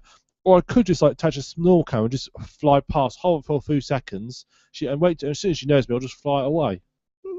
Yep, so she called the police went to him, and he had to actually defend himself. And then he actually called her up and kind of said, look, this is what I was doing, and if you'd like, you can have a copy of the picture. Wasn't even facing her apartment. Weren't even facing People the just apartment. absolutely I paranoid think about. again, I just have to be in there with a witty charm and go, look, I was quite high above the apartment, your tits are sagging quite a bit, there's no way I could have got a picture. I Yeah. wasn't on the ground floor. Yeah. I mean, it's like everybody who went on about, Google Street View, where, oh, they can see my car. It's like, so I can sit as a you park, every day. you park it on the road. You park it in a car park. You buy no security cameras. Apparently, they're actually starting to ban those things in public places. Somehow, I don't know how they're getting away with it, but at least in America. Yeah, there's one state in America that actually America. one town that offered hunting licenses for them. Yeah. So people can actually, if they shot them down, they claim a prize. But I later found out someone did shoot one down. They claimed the prize, and they promptly got fined and arrested by the American Army for taking an helicopter, and they got fined far more than they ever got for their prize. Like, yeah, okay, you got $100. This is worth like $500,000. Yeah, we're gonna take everything you've got, Yeah. and you're going to prison as well. Good job. Enjoy That'd be it. a federal Yeah. offence, wouldn't it? Shooting down it. Yeah, it's military equipment. Nah, good job. It's like, yeah, you didn't think this one through, did you? The people are stupid. It's like, no one Look, cares. maybe I'm not sure out there everything. somewhere there will be a person who will use it for perverted means, but nobody's funny. The old days they use a tripod and a camera, Mm-hmm. or they just look at you. I mean, there are Let's perverts be out fair. there. I would be more worried about some little knobhead with his mobile phone taking dodgy pictures than someone wandering around with a DSLR or a quadcopter. Yeah, I mean, if Yeah. someone spent out that much money for something, they're obviously going to have a legit reason for using it. You're not going to spend out that Yeah. money You on They something could just so spend that money. facile I mean, they like might as well it's spend that like- money, viewing YouTube or not you, or going on a porn website. So when people said to me about, flying mine, and they're, oh, you're spying, it's like, honestly, do you think I'm going to fly a grand's worth of equipment, a grand plus worth of equipment over your fence just to spy on what you may have? It's like, I'd probably do better. Do you know going what? to Do you a know local what? shop. This guy's got a garden. Who'd It's have amazing. Who'd have thought it? Behind all those fences, he's got a garden. Who'd have thought that one? So I said to him, you should be more concerned if someone were to go down to say, like, I don't know, Maplin or whatever, and buy one of them cheapy, like, 40 quid keychain models, Yeah. and then flying that in with the little keychain camera attached to it. They're the ones that Yeah. are more likely to rob your ass because they Mm. can't. What about the afford hidden this. cameras you can buy? Yeah. You buy loads of hidden cameras, and they're so small, you just like stick them on top of the fence, and away they go. And people whinge even though I'm on camera every single day. Yeah. Walk out your house, walk down the street, you're on camera. Well, people expect it. You have people who come in and sort of say, "Oh, have you?" People when they walk into a shop, they're instantly on CCTV, but they don't even think about it. Nope. You walk into a supermarket, saying you're on CCTV the second you walk through the door. You don't even think about it. You just do your shopping and go out. Mhm. But someone flies a camera, and it's no different. What's the difference? People just Yeah. think their lives are so interesting. They're really not. Most people's lives are absolutely boring. I'm sorry, but they are. Yeah. They're interesting to you, but you got to accept that no one else cares about you. It's true. Hence the podcast only having 9 viewers. Yeah, exactly. No one else cares. 9 listeners. We've got 2 viewers at the moment. No one Hey, gives a damn. So just except those 2 people. We love you, 2 people. The rest of them are probably us. yeah. I miss Bangby Ran. If not Cinema, I'm going to send him an email. We miss you, Begbie. Come back to us. I watched his a message and asked, where is he? Why you not watch podcasts? Make us sad.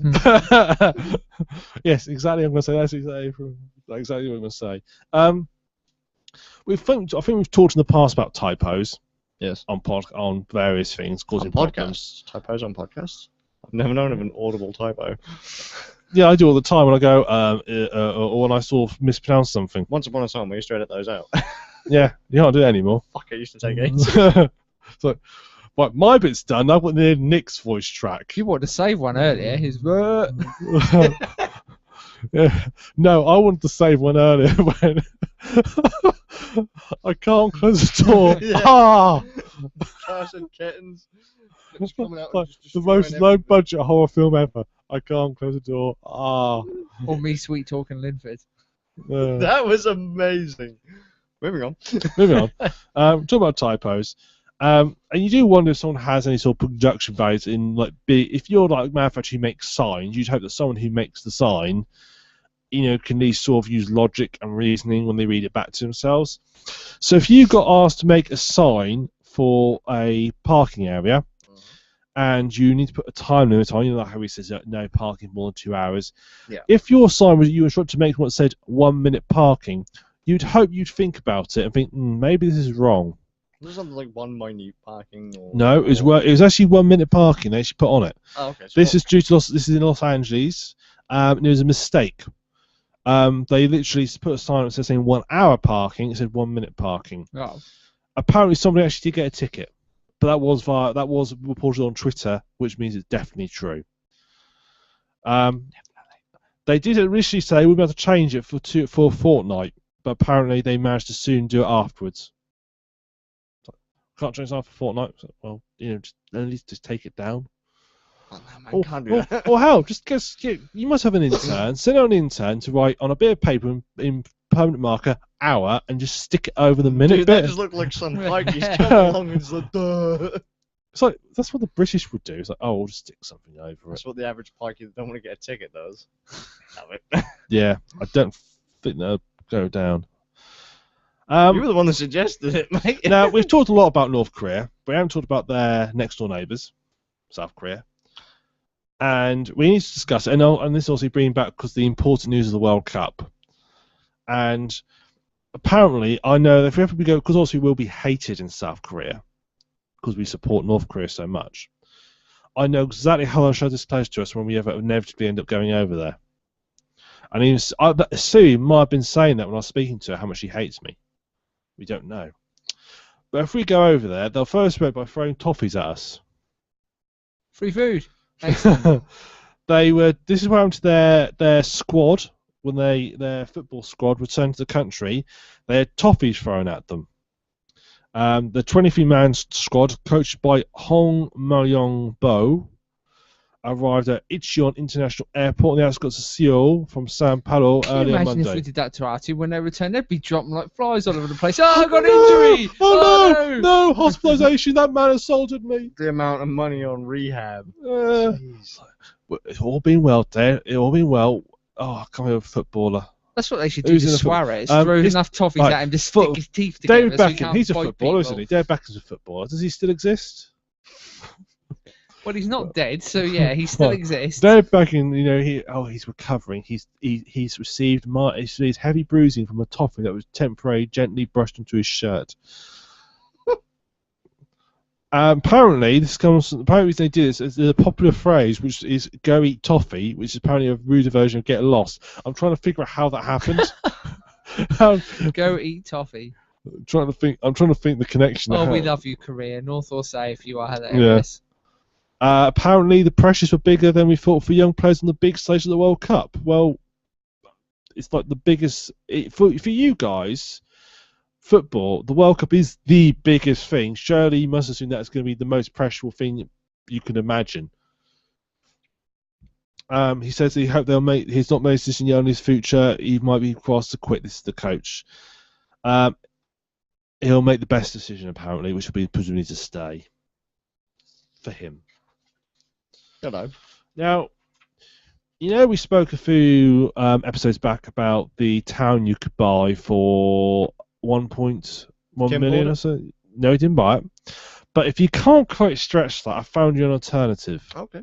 It's in America. Oh, God, It's in South Dakota. Well, it gets worse. South Dakota. Instantly makes me think of Okay. Petopia. It's currently on for sale for £234,000, which means that if I sold my house, or if we sold, I say my house, my parents' If I house. sold my parents' So house. if I sold my parents' house, I could actually afford it. But the name. Do you want to know the name of the town? It's called Sweat. SWETT. Okay, it's an area 6.16 acres. Okay, it says it's got a beautiful prairie.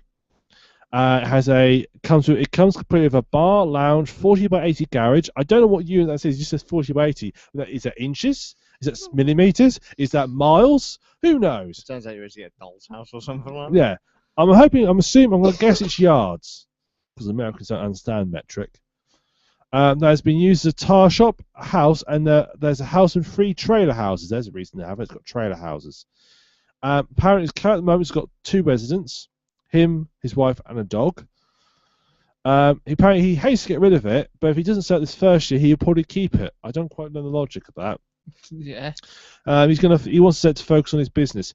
Now, my argument this is, if it's only you 2 living there, and the rest of the province is of a couple of trailers, absolutely nothing, and a garage, and yes, it's got a bar. It's not really a town. It's just like a big, smallish estate with a bar on it. It's not a town. Apparently, in the 1940s, it had 40 residents. And it had a post office, but they decided that it wasn't worth having a post office with only 40 people there. God, I bet it's better to visit in Yarmouth, though. True. Apparently, it's a popular decision for people in the surrounding areas, as the bar is the only watering hole within 10 miles. What is it? It's a bar where they live outside. Let's be honest, it's not a town. You can pretend it's a town, but it really isn't. It's if I had a pub and I lived in a caravan outside it, it's not a town. even if I gave the area a fancy name like Nicholas Land, it's not a town. It just That'd be a isn't. theme park then. Well, Welcome to Nicholas Land. theme parks will be coming up later. Nicholas Land sounds like a good name. Nicolange. Back to our most favourite sport. I'm just thinking it's not going to be the kind of theme park you take your kids to if it's called Nicholas Land, is it? No, don't make me sound creepy. I'm not thinking that way. I just, Your name even could worse sound, than- your name could it's even- sound like something else. It's My even- dad always used to say, "What's the name? Nicholas. Nicholas girls shouldn't climb trees." That was where I was heading. yeah.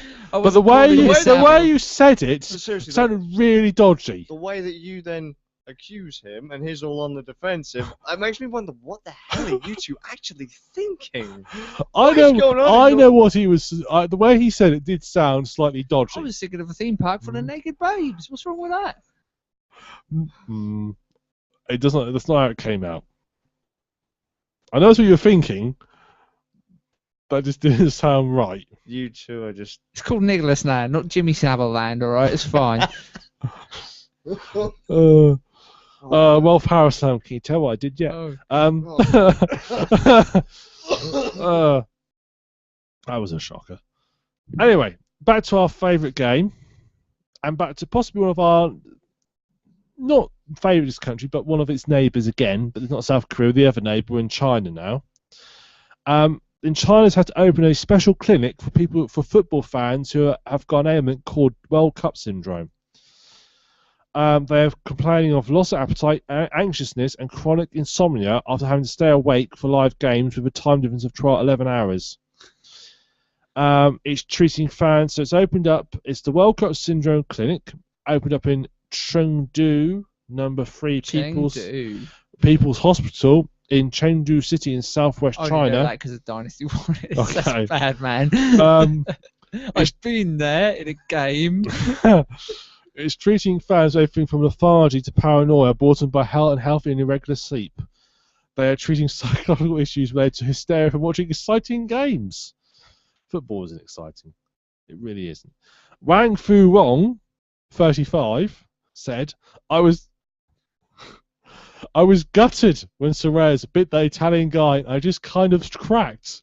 I couldn't eat, I couldn't concentrate, I felt my world was falling in. Basically, it was only a game of football. I spent 40 hours of complete bed rest at the clinic and now I feel okay. I've rationed myself to match every 2 days now. Just in case there's another biting issue. So basically, he got to stay in bed for 2 days, and that was Because curious. someone else got bitten on the telly. I would love to. I would love to see the sick call at work where someone just says, "I can't come in. I saw just press it. I've got too excited watching football. Especially someone I like need 40 China, hours." like, you think they instant job loss for that? Oh. I can't come in. I was watching football. Parent Doctor That's now on standby 24-hour a day for the duration of the World Cup. I was hospitalised for 2 days for watching a football match. That's almost like as bad as that dude in Alundra, who, if you look in the little map thing of the village, and they say he lost both of his parents to a freak gardening accident. I'm going to have to keep bringing that up, but Jesus, it's on that same level of... The whole game had some weird moments, though. A freak gardening accident. I'm trying to think of a freak gardening accident that would cause loss of 2 parents. Yeah, exactly. Both It's the got- same with this whole. Yeah, I'm gonna have to have like 2 full days in bed because It's man, so- I've been watching football. That sounds like something out of Blackad, it's like, it's when the Chiefs Stop mentioning stuff with Rick Mann. Damn it. I'm talking about the Blackadder the Third. He wasn't in that one. And it's like it says he's the chief voter of this where was unfortunately accidentally brutally cut his own head off while shaving. That's what I'm thinking on that. It just drives me nuts. How is this thing? You don't hear this kind of shit after like the Stanley Cup. I mean, seriously, what happens if there's Yes, like a because no one fucking... watches the Stanley What Cup. happens if there's a fucking football riot and someone's like, oh no, I just got a pickaxe to the side of the face. Fuck I it, don't I'm know. going to Wimbledon work." can get pretty hectic, man. The way some people respond after that. Yeah. I'm much rather watch Wimbledon than football. For I'd one, rather the watch thing paint is, dry, but... the thing I've learned about sport is that all sport involves balls and nets. I've figured out. Wimbledon, ball over net. Football, ball in net. Netball, ball through net. They're all net related and balls. Snooker, ball caught by net. Archery. Archery is not. It's not a big sport, though, is it? We're gonna start changing the rules again now. Yes, we are. Don't ruin my theory. Okay. Balls and nets. It's all sport. I think it's all phallic related. Can I just say that ice hockey there is no ball? Yeah, but then you have something that sounds like fuck. What's wrong with that? Oh no, he's pucked at the other player. Seriously. He's man. took a puck in the neck. Seriously, Just seriously. It If just you makes took me think of him smacking around a little horn dude from Shakespeare, you know, like, dude, leave me alone. I'm just trying to hang out here, and you're smacking me into a Jason Voorhees here. Like, what's going on? Fucking hardcore. So you mentioned theme parks. Action Park, New Jersey, a pleasure ground where 6 people died, 100 more were injured, has reopened after 20 years. 35 acres. With a trip Would it take that long to clean up the bloodstains off the track? Yeah, it got closed down in 96 because of this a string of lawsuits. Trip down a water slide could almost as likely land you in hospital as the pool. Closed its doors in 96 amid music quizzes and lawsuits. A viral video campaign back in 2013 called The Most Insane Amusement Park Ever inspired the owners to bring it back. That's the reason to bring it back. You want to dad come to this theme Hell park. yeah. On Extreme theme it park. would sometimes average 5 to 10 injuries each day. It's like they've seen every game of theme park I've ever played and made it reality. Like, Right. that's awesome. Well, here, would you like to hear an anecdote by someone who went there? I was there 3 times there when I was 9 or 10. Twice I left in an ambulance. Said one form attending, okay. But it gets so much better. The first time was broken ribs on the Tarzan swing. My dad had to jump into the water to save me. And next was the Alpine slide, where my car had no brakes and I flew over the side into the grass. I then had to walk the whole way down crying and dripping blood. But I love the parents' response to this. They kept sending us free passes to go back, so we went again.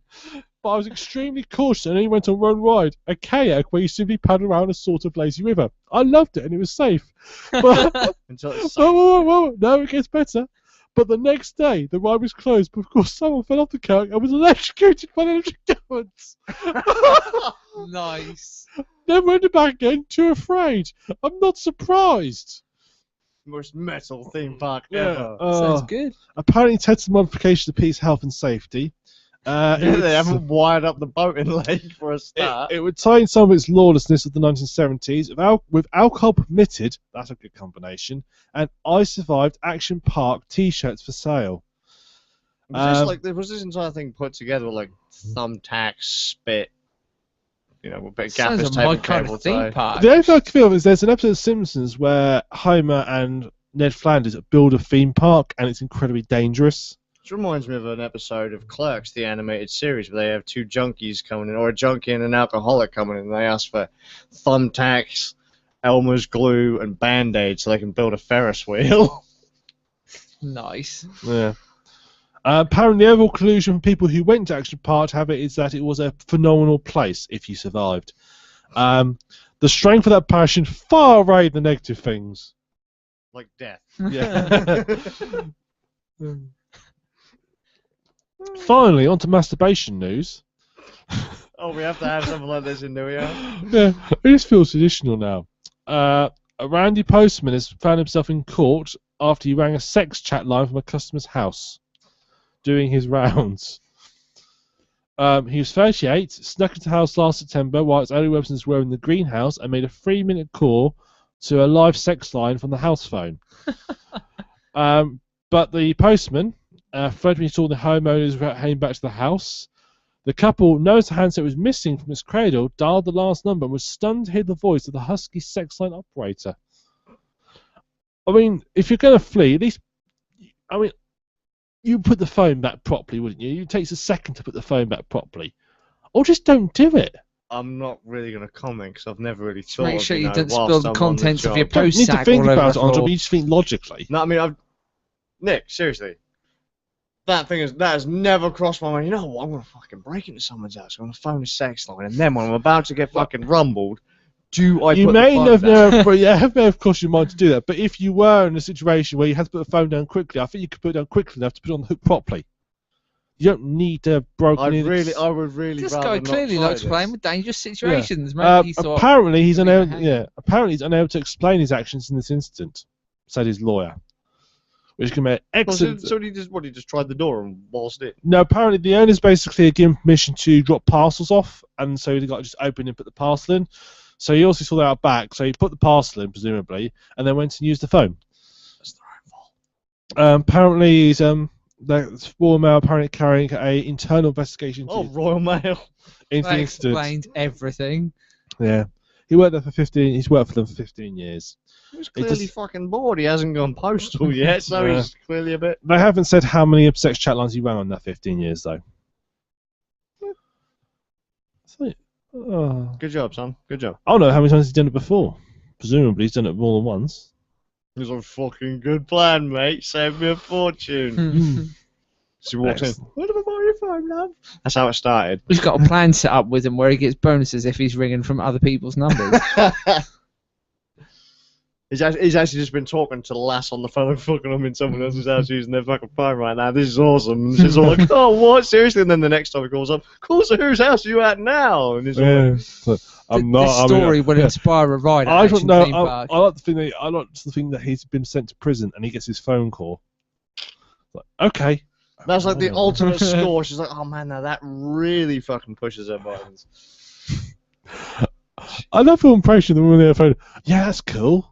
No, This husky says, "That's a good idea." No, I just have this vision that they're not actually, they're not perving over the phone. They are literally just fucking talking about taking the piss over the phone.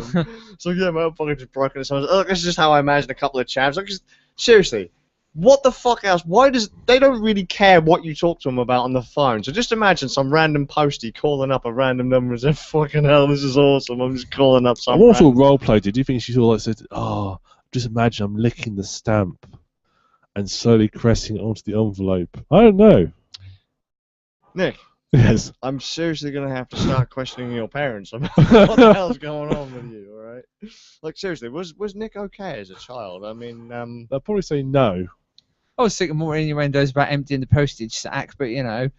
I'm gonna have to Yeah, tell that's your mum and good. your sister to Yeah. keep an eye on you. Is showing his pop fully through the slot.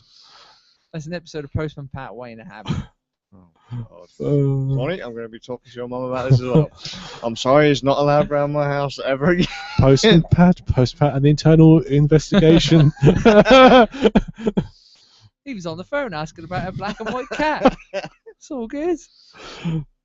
Unfortunately, children, Postman can't be in this episode because he's currently on a paid suspension. That is that would Instead, we'll follow Parcel Force Peter instead. Seriously, someone make that a spin-off series. I am expecting a short YouTube video about that. Like someone has to make that now. DHL Dan. Korea Carl. What we're basically like and I'm not even a superhero for Korea now. It's just like a random guy in a pair of like shorts, t-shirt, Yeah. with a how are we spelling this with a zero K or whatever the Korean Well, symbol is see, for a Carl. Korean, not Korean Carl. I'm just thinking that'd be fun. I'm trying to think about the Kura numbers. Like, Hermes Henry. That's another Kura. Is it? Hermes is a Kura company. I assume so. I'm trying to think one for Yoda, but I can't think of any male names beginning with Y. Ah, that could be the female Yeah. version. Yodel Yvonne. Perfect. Oh, they've been represented. It's fine. That's There's fine. female representation in this postal cartoon. You're all right now. I could just be how they all work together to push the post our business, the post about our business. Oh, Postman Pat. Mm. No wonder he keeps breaking into people's houses and making Dearest, dodgy phone I calls. tell you what, I won't. We have DVDs at work, and I walked past it. I Do thought, you? yes, I walked past. I thought, God, Postman Pat chain, because he now drives. It says Postman Pat Extreme Postage. He's driving like a sheep. What the hell? That's Postman changed since Pat, I was a go child. So, Let's go on postal. So- I think I'm sure I've seen one where he's in a helicopter. It's like, does he really need that for that village? Does he really need a helicopter for that village? I'm sure it's just that's. I mean, if that's where all my money for the stamps is going, What was it called? I feel it's like Postman Pat Extreme Delivery or something. Like, can I just say, I think the kids have seen that on Netflix, and I was like, since when did that geezer go and get a goddamn helicopter? When did he learn to fly? He's a village poster. What's the mean? dear. Next, you're going to tell me he's the village brain surgeon as well. Might be. Oh my god. Yeah, mate, I can drive the village tank. I've got the village They submarine. did that, didn't they, with Harry Enfield? Il Postino Pat with the tank. If anyone remembers that sketch. I just think the idea he's got sort of like he's obviously got some connection there. He's got the village wrapped around his little fingers. Anyone who knows where they all, anyone who knows that you can deliver their parcels. It's like, right, I want a helicopter. I've got to give him to me. Someone who He's like the royal here, family. He but yeah, he will Royal Mail, you see. So we've got to give him to him. He controls the postage. We won't know. We will get no more we copies. cut off from the outside world. We've got no internet here. Yeah. In Greenvale. Yeah. You're going to be able to drop off the drugs to the prisoners. Email Eric.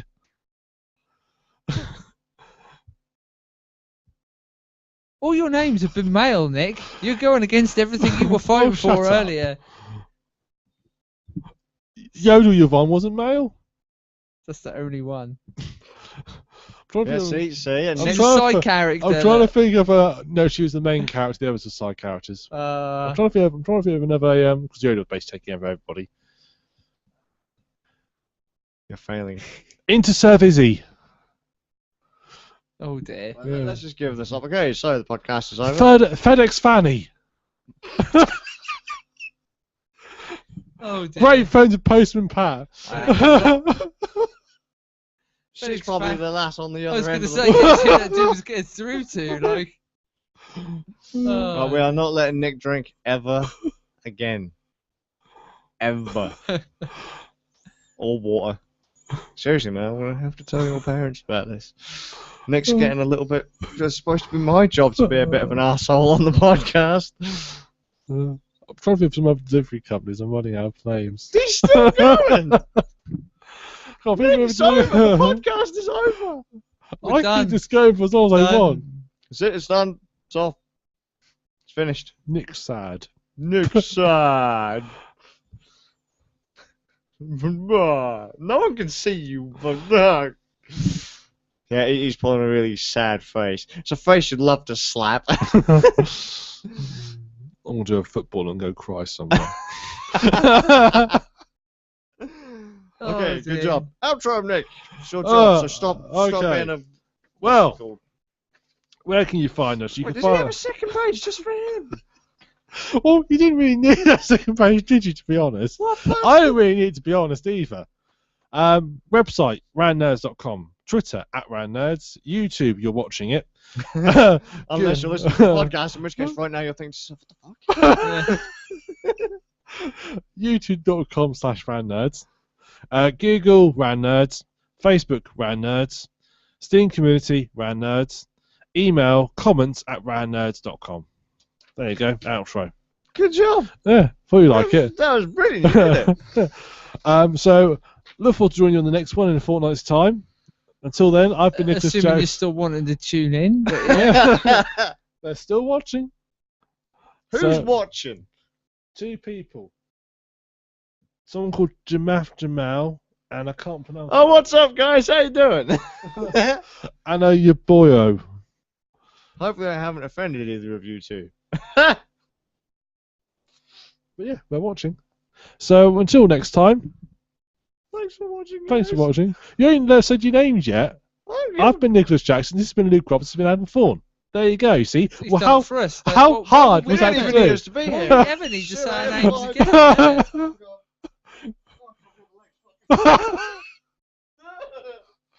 Oh, Luke, make it stop working. Make the thing go. Make it stop. What's going on? I've lost the plot. So have these guys. So have you if you're watching, I expect. Good job.